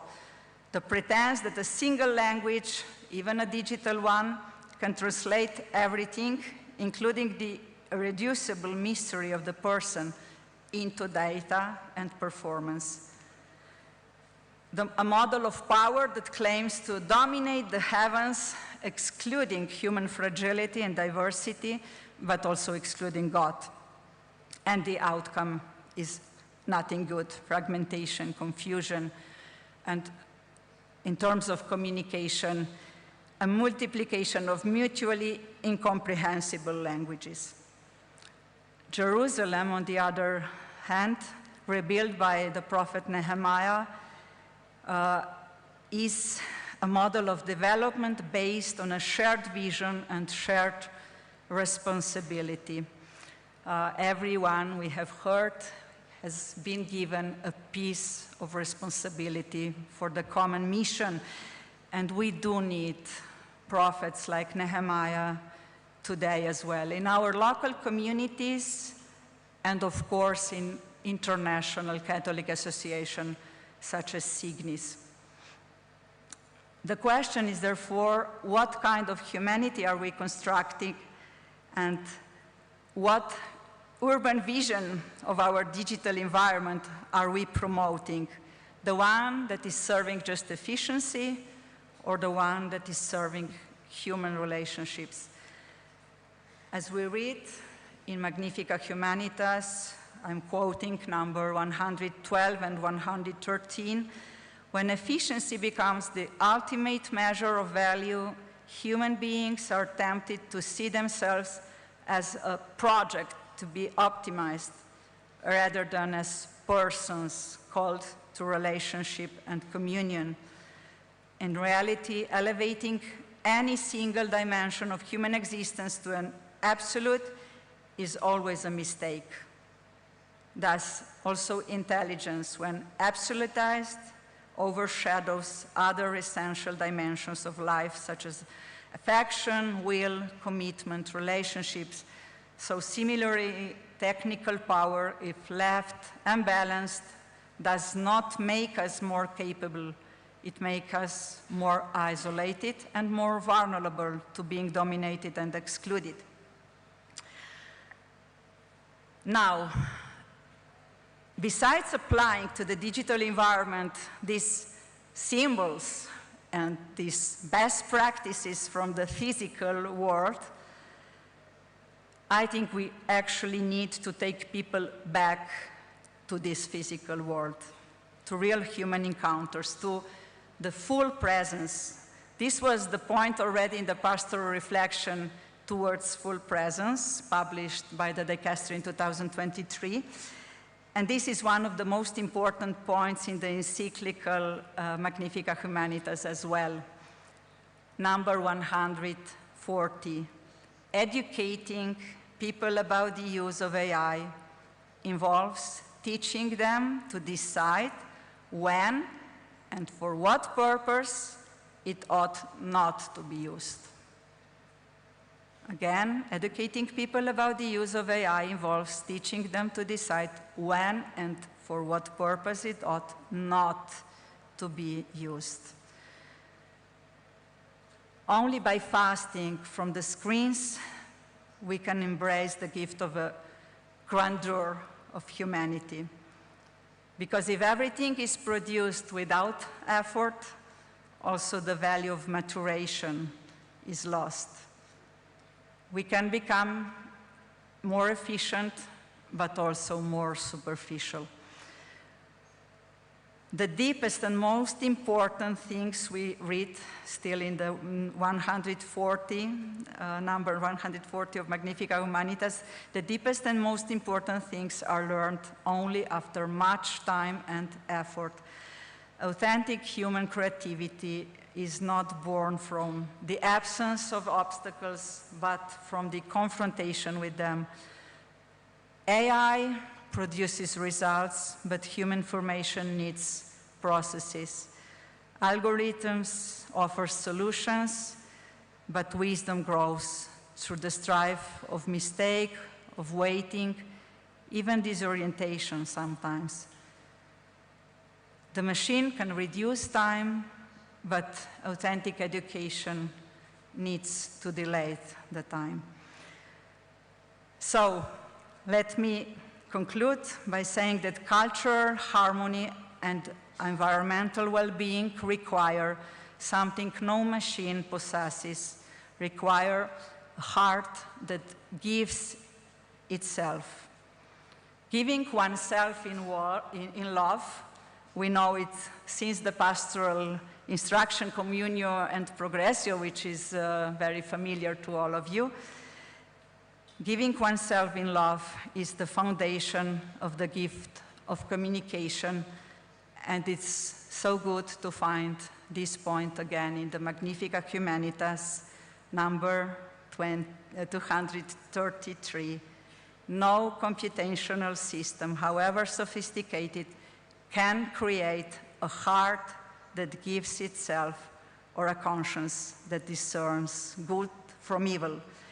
Even when machines excel in efficiency, a human face that asks to be gazed upon remains the center of our history. Thank you.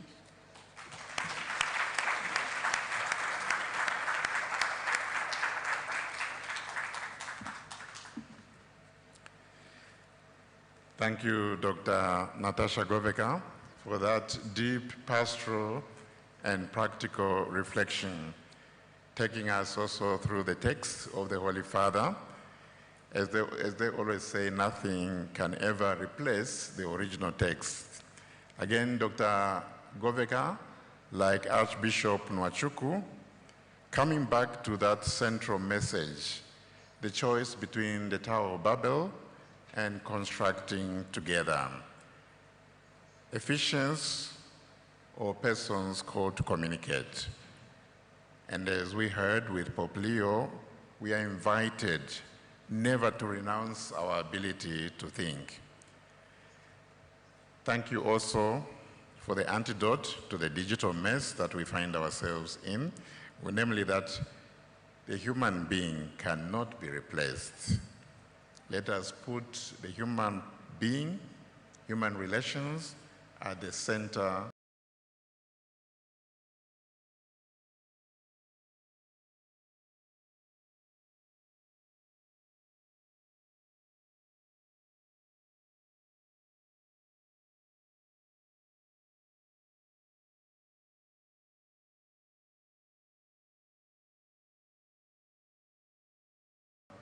of all when we are dealing with all this digital mess. We have about 20, 25 minutes that we can now dedicate to plenary session. Father Kofi, I don't know how you intend to do it. Do we have microphones to pass around?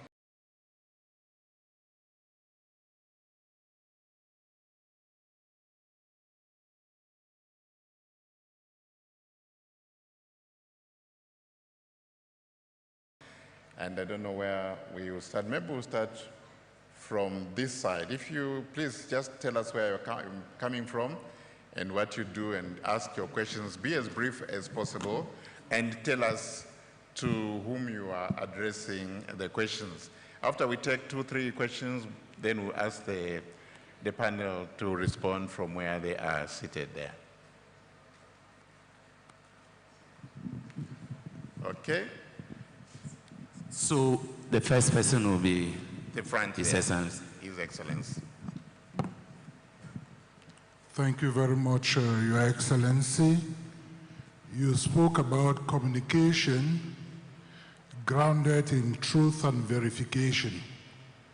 We know that without facts, we cannot have truth. And without truth, it will be difficult for us to trust. I want to find out that as Catholic communicators and church leaders, how can we take the lead in combating misinformation, promoting a culture of truth and responsible journalism, and reshaping the digital narrative in a way that reflects the values of the gospel? Your Excellency, would you just care to tell us your name and where you're coming from? My name is Michael Bidi. I'm the Bishop of the Diocese of Boya in Cameroon and the President of the Communication Commission at the National Episcopal Conference. Thank you. Take another question from this side. Thank you very much. My name is Reverend Father Andrew Danjuma Dewan, a professor of mass communication, Veritas University, Abuja, Nigeria. Thank you so much, Your Excellency, the Archbishop, for that very lucid presentation. The phrase, the media are never neutral, has been echoed and re-echoed in the course of these proceedings. It has made me to wonder, because I had assumed that the media are value neutral to the extent that they are neither positive or negative. It depends on those who animate them and the values that they use them for. One could also liken the media, as I had done previously, to a knife, for example. Knife is neither good or bad. It can be used for chopping vegetables and fruits and the rest of them. But in the hands of the wrong person, it can be weaponized and instrumentalized for destruction. So I had likened the media in the same vein, that the media on their own, they're neither bad nor good. That is why we, these agents of evangelization, have chosen and elected to use the media as tools for evangelization and for the expansion of the missionary enterprise of Christ. Thank you. What would be your question, Father?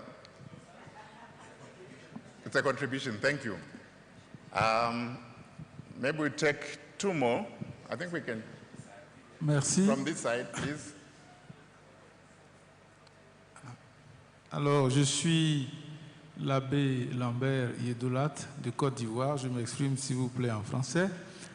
Je voudrais m'adresser à Monseigneur Fortunatus sur la base des influences empiriques dont a parlé Dr Natacha. Bien souvent, on s'excuse, parfois parce qu'Africains, sur des vérités. Et je voudrais humblement demander à Monseigneur Fortunatus s'il peut retirer ses excuses par rapport à sa digression, parce qu'il a dit ce qui est vrai et la vérité ne doit pas s'excuser, quelle que soit la personne qui la prononce. Thank you. Perhaps we'll allow our panelists to answer, starting with Your Grace, Archbishop Nwachukwu. I think the few were directed to you, and then afterwards, Dr. Natasha can pick up. I think you can use the microphone there if you're okay with that. Peut-être je devrais commencer avec mon frère de Côte d'Ivoire qui me demande de retirer mes excuses. Il est toujours mieux de s'excuser, même si on dit la vérité. parce que quelquefois la vérité aussi peut heurter contre les personnes. Je suis convaincu de ce que j'ai dit, mais je sais aussi qu'il faudra prendre en considération les personnes qui pensent diversement. C'est à cause de cela que je me suis excusé. Concerning my brother from Veritas University, media is never neutral. A teacher we had in major seminary said, he used to say it in French, nul ne parle de nulle part. No one speaks from nowhere. You are always influenced by some part. And therefore, even in programming your algorithms, the news you present always carries a bit of your own color. That is why we need a common platform, a common base. Now I take you back to the Bible. Genesis chapter 2, verses 16 and 17. When God put Adam in the garden, he said, you may eat of every fruit, but of the fruit of knowledge of good and evil, don't take it. The day you take it, you will die. What does it mean? Do everything, but the decision, the judgment of what is good and evil, that is my prerogative. That is what God wanted. And if you go to Genesis chapter 3, the moment Adam and Eve, through Eve, allowed this serpent to make them to decide to judge on their own, oh, what is good to the eye and sweet to the taste, and they took it. They turned, they began to do selfie. So each person, once we get into the culture of selfie, each person focusing on himself and no longer on God, we have a total confusion. That is why the commandment of Jesus at the Last Supper, we go on to John chapter 13, verses 34 and 35. He moves the whole commandment of love, no longer loving your neighbor like yourself, which is individualizing, which is almost selfie. He says, now you love, no longer like yourself, but like I, Jesus, have loved you. He gives us a common platform. So Jesus is a common platform. As long as you ask yourself, is this what Jesus would want? Is this what he teaches us? Is this according to the love of Jesus? Then we have a common platform. You are not going to be mistaken. I go then to communication on truth. It is the same thing also, because truth is Jesus Christ. I am the way, the truth, and the life. John chapter 14, verse 6. So if we focus, that's why I say, you must be a disciple. That means following Jesus before you start thinking of being an influencer.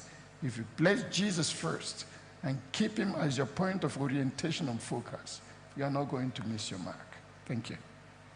Thank you. Dr. Natasha? Is this working? Yes. I can maybe just add a little comment regarding the media or the technology that is never neutral. We always tend to repeat the example of the knife, but I often think that back then nobody would be really tempted to speak to a knife, to have a conversation with the knife. Yes, we can use it for good or for bad things, but we cannot get confused about the human identity or the relational identity of those technological instruments. Maybe really in this age, we have for the first time in front of us something that is a real temptation. Examples are out there in a classroom of teenagers. If you ask them, would you prefer to have a real friend or an AI friend, 80% respond with the second answer. So this is something new, and I believe that being aware of the influence of the technology and the environment that is contributing to shape, and how this environment is shaping our own perception of ourselves, this awareness is already a first step towards the solution. And I'm sorry, but I think that really we need to study a lot this time. And thanks God that we have Magnifica Humanitas, that is at least the first summary and the first grounding where we can build upon. And yes, regarding the disinformation, I believe that in some other plenary session here, something more will be addressed, but I will quote just two examples from the Vatican media. We encourage bishops and all the churches, institutions, representatives to share as much as possible the official platforms of the institutional communication, because today it's important to teach people how to go to the source.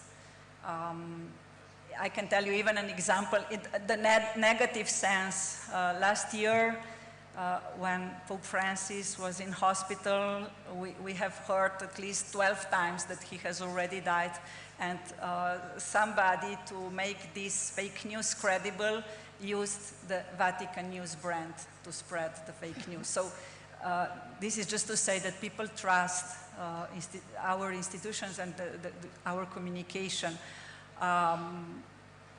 The other thing is local stories. We, through a project that you will hear about in next days, called Pentecost Project, Sisters Project, we are collecting very local stories from sisters, communicators about marginalized communities, and this helps to share, to become a network of all those local stories.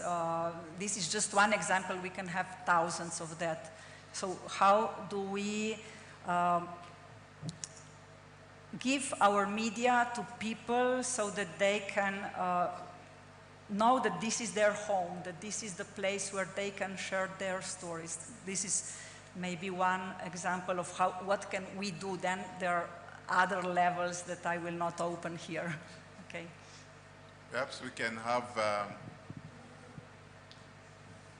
can have three more, around three more, and then we will close. Yes? Here. Okay. This side. My name is Father Robinson. I'm from India and spokesperson of the Bishops' Conference of India. My question, Your Grace or Dr. Natasha, anyone can answer.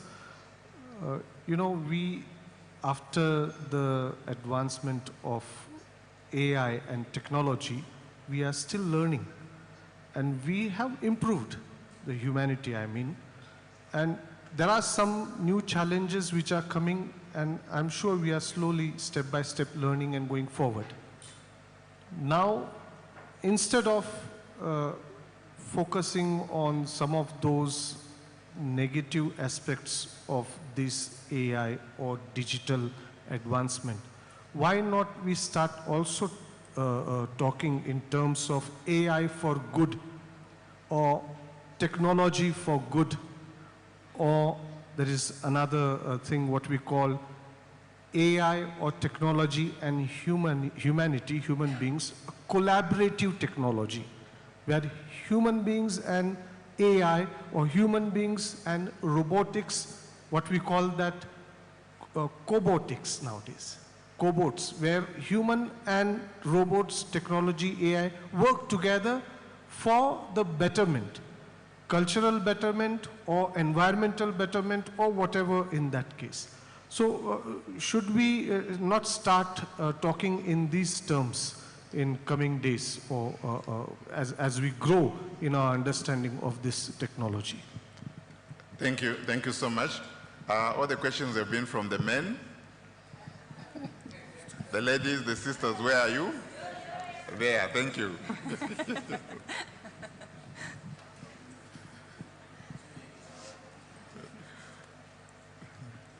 So just tell us where you are and... All right, the two ladies. Afterwards, you pass the microphone to the other lady. Hello, good afternoon. Your Excellency and Professor Goveka, I reflect on two sentences, one each from both of your presentations. One is what His Excellency said, that Catholic communicators need to be disciples before influencers, and what Professor Goveka said, that communication, of course, quoted from the encyclical. Communication is not only a transmission of information, but also the creation of culture. Combining both these, I would like to present to the group here and also to both of you a little complex situation. And I would be grateful if both of you, or at least one of you, speak about it. When we combine discipleship of Christ and creation of culture, I would think for places where there are those of other faith, for example, India, from where I come, because for those of other faith, there are some forms of cultural elements which are accepted by them. But for us Christians and Catholics, they seem to be suppressive and repressive. Some forms of culture, and I'm sure even in some parts of Africa, we may see that particular elements of culture are accepted by some of other faith, but those of the Catholic, we find that those are still repressive. I would give one example when you think of women in Islam. So I present this challenge to both of you and to all of us here. How would you,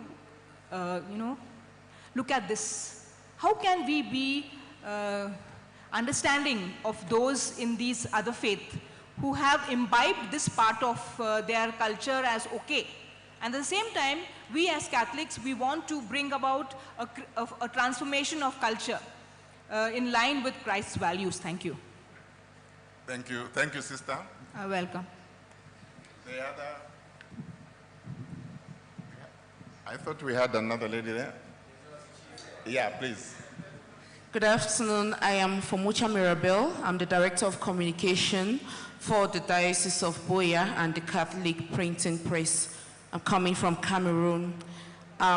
Your Excellency, the Archbishop Fortunatus, our Congress today, it calls us to promote digital communication for cultural harmony and environmental well-being.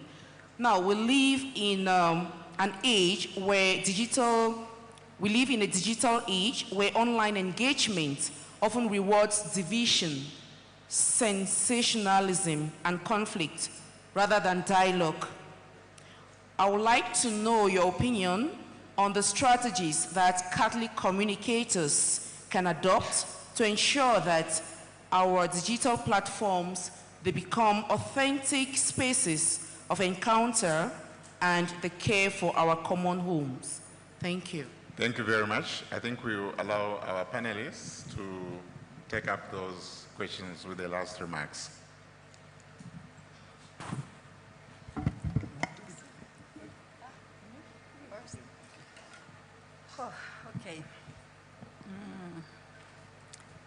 So I will start with the complex situation that was presented from India. Of course, interaction with the cultural context of other religions, and especially when Catholics and Christians are a minority. This would need a whole course here, not a simple answer, but what came to my mind just hopefully as an inspiration or an encouragement is that we need to change narratives. Changes in culture do not happen overnight and are usually not successful if they come just from aggressiveness or fight. Changing narratives means bringing or showcasing or bringing light to the examples that could let us, could let that culture move a step forward. And the image that came immediately back to my mind was the reconstruction of Jerusalem with this prophet Nehemiah that looks at the ruins. So the situation is not just complex, it's really tragic. But he starts from putting together people, from giving responsibility to, so it's up to each one of us. Each one of us can have a part in this change of narratives. How? By telling different stories, little by little, by showing different examples, by bringing a different testimony. This is what comes to my mind.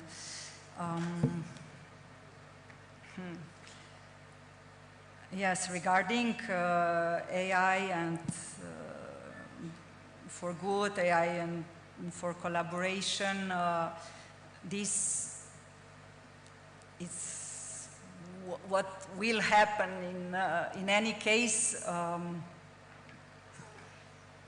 So, of course, we need to prepare ourselves to have an alliance with the technology of our time. But I'm not sure if I understood well the question.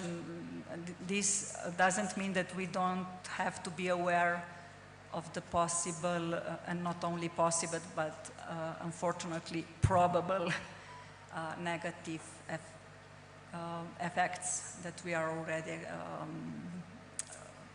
having. Yes, this in short would be my answer.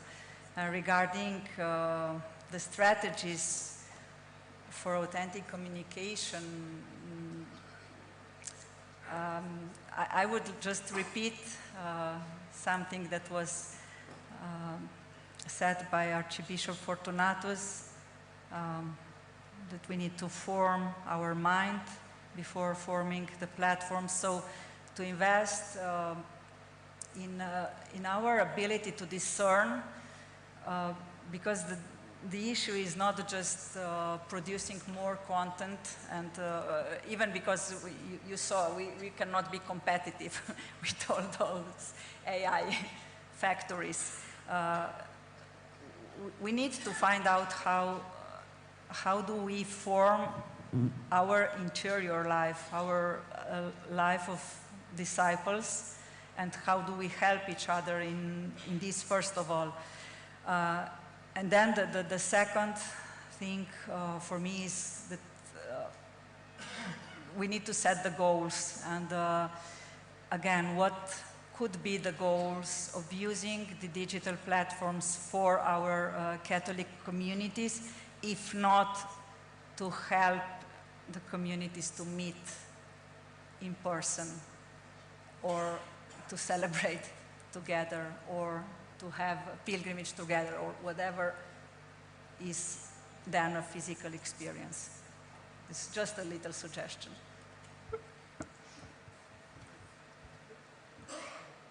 Professor Natasha, you did not tell me you have got some special gifts of reading other people's minds. Because actually, with regard to the second point, the second issue mentioned about being disciples before being influencers, and then the complex situation of having to deal with people of other faith, my answer was also going to be the first of the invitations I made, and that is building the mind before building our platforms. We know already that the whole field of interreligious dialogue is quite delicate. Many people jump into it and start trying to ponder to the needs of the people on the other side, and they end up abandoning their own faith. The better dialogue begins with knowing your own faith and knowing it well.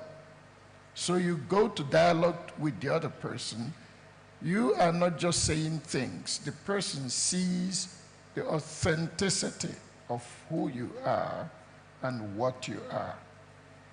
That is also what I would say in this regard. If you are a good disciple, you embody the elements, the principles of your own faith. If you know those others that belong to the other person, that are delicate areas, you don't need to go and start teaching the person how to live his or her own faith. You just say, witness to what your own faith is. If you are authentic in presenting your own faith, not only by words, but by action and witnessing, you are going to see that you're going to be effective. That is the only thing I can say, because it is a principle in the area of interreligious dialogue. It is also going to serve even in the dialogue at the level of algorithms and platforms. With regard to my sister from where, of course, we know that online engagements sometimes create divisions, but that can be forestalled if you have standards. If you have standards, clear-cut standards, the danger we have is that in some dioceses, some places, priests, each person comes and begins to go his own or her own line without considering whether there are any diocesan standards. If we have standards, clear-cut standards, then people are going to know how far they can go. I like to go back to the text of the synodal experience of the Easter morning race. Remember the race between Peter and the other disciple on the morning of the resurrection in John chapter 20, mainly verses 4 to 11. We are told the two of them ran together. That word is important, homo, in verse 4. The other disciple was running faster.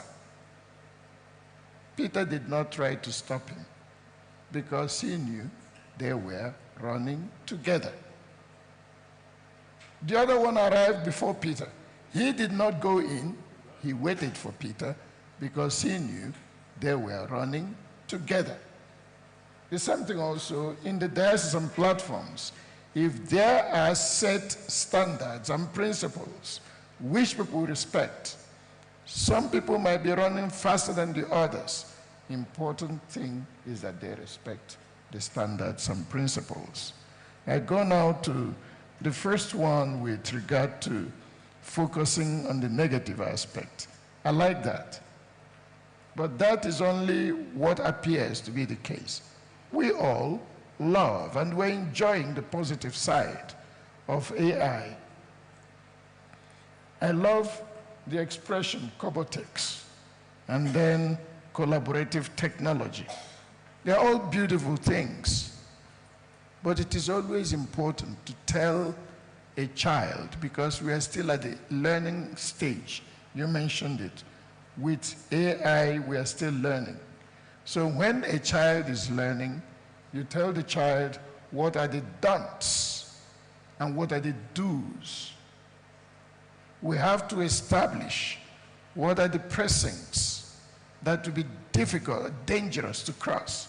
That is what is being done. It is not that people are being negative.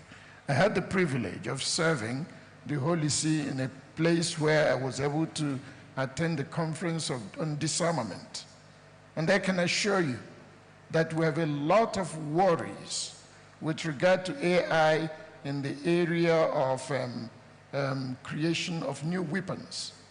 We have the so-called laws, lethal autonomous weapon systems, which have to do with nanotechnologies, which nobody is able to know how to control yet, because they could go to any level, creating nano attackers, insects that will be programmed to go in even through tiny holes in the walls and so on, and eliminate persons.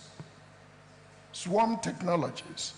So people have to establish common standards that are for the good of humanity. That is not being negative. That is being cautious. And I think that humanity needs to be cautious if we have to survive. Thank you.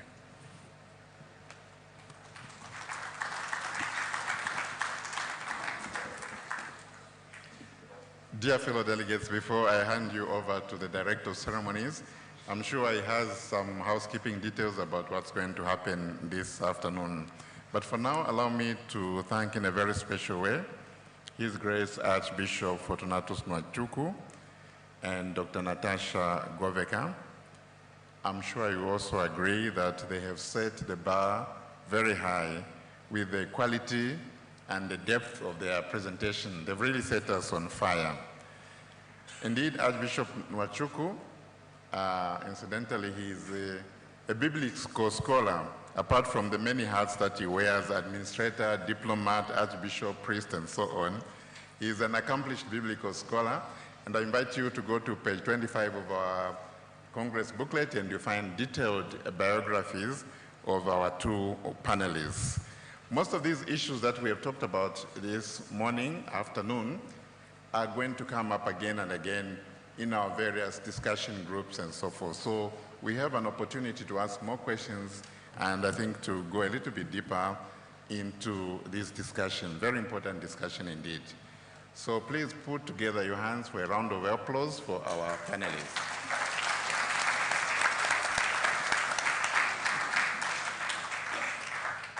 So I invite you to take your seats. Thank you, Father Kofi. I hand you over.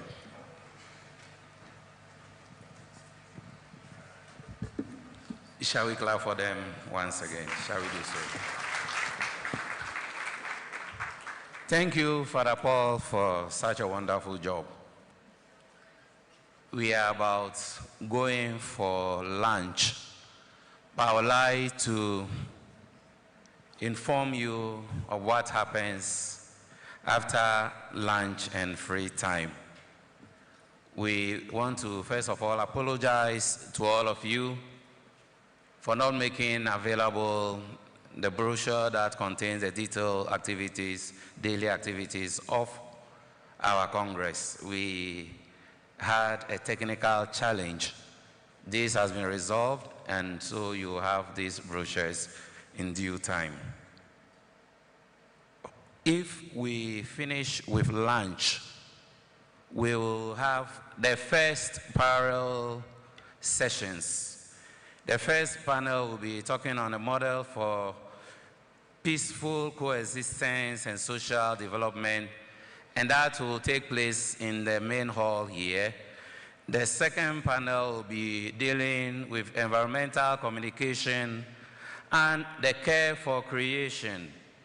We have 3 other rooms at the hotel, the underground of the hotel, the basement of the hotel, and we will mark the rooms for you to know where those sessions will take place. And the third will be on digital communication for equity, gender equality, and empowerment. And the last panel will be talking on protecting children and youth in the digital space. This will take place from 3 p.m. to 5 p.m. And at 5, we'll go for tea break. And at 5:20, we will all leave for St. Michael Cathedral for our opening mass. 5:20, the buses will be here to take us to St. Michael Cathedral for the opening mass, after which we'll come back for dinner. And after dinner, from 8:30 to 10 p.m., we will have some film screening here and a remembering night. The first documentary, which is a short one, titled The Cry of a Mother, is a documentary on the plight of women and girls living in internally displaced persons camps in Nigeria, produced by the Signis Humanitarian Foundation. And the second film that will be screened is The Face of the Faceless. The title is The Face of the Faceless. That will tell us the remarkable life story of Blessed Rani Maria, a Catholic nun whose unwavering commitment to empowering women in India transcended religious boundaries and also impacted countless lives. So this is what we will have in the evening. I'll now let us know where we shall be having our lunch. Those with the VIP name tags and the delegate name tags will go to the restaurant of the hotel. Please, those with the VIP name tags and the delegates' name tags will go to the restaurant of the hotel where you take your lunch. And the rest of us who have the name tags of participants will go to the white tent that is erected just the right side outside the hall. As soon as you step out, look towards your right. There is a white tent there, and that is where you will have your lunch. We are all required to produce our name tags for admission to where we are going to eat, because we don't want to have strangers who come and cause trouble. So please make sure you have your name tags and show your name tags so that you can have access. Before we leave, I would like to call on all, or to ask all consecrated women in this hall, all religious sisters, just before you go for lunch, you have been asked to come for a group photograph. All consecrated women in the hall, all religious sisters here present, just before you go for lunch, please come here for a group photograph. I also want to inform you that we have exhibition booths at the right side of the hall. Some of our partners have beautiful stories to share with us. Let us patronize them. So, on this note, we shall rise and Father Walter.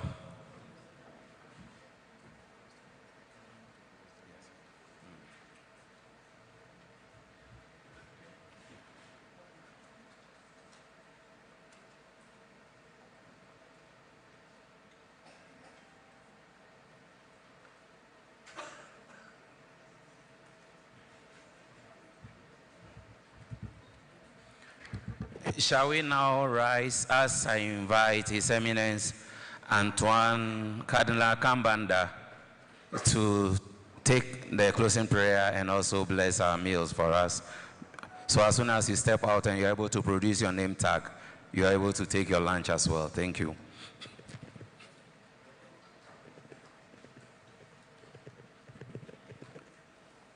In the name of the Father, and of the Son, and of the Holy Spirit, we thank you, O Lord, for all that you do for us. We thank you for the talents that you have given your people, that we are here to share. We thank you for the experiences that we have shared, and we ask you to continue and bless this Congress to bear abundant fruits for your glory and for the salvation of your people. We ask you to bless all that we share, your gifts, so that they may give us strength and health to maintain us in your service. And remember for the poor and the needy who lack the necessities of life, that in our communication of solidarity and fraternity, all may have a decent life and the basic necessities of life, that the resources you gave us may be shared in this fraternal spirit and love. May the Almighty God bless us, the Father, the Son, and the Holy Spirit.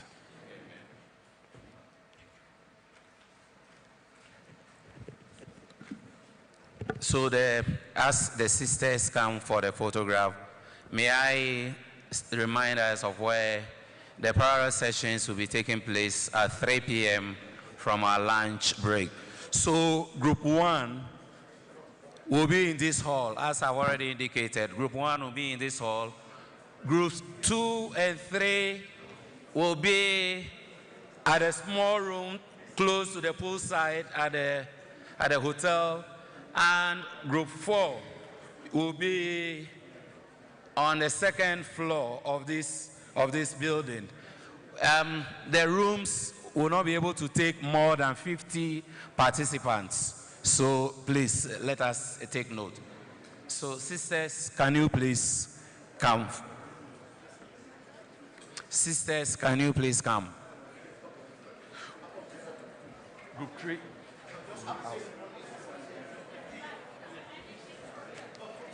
Only sisters. Only sisters.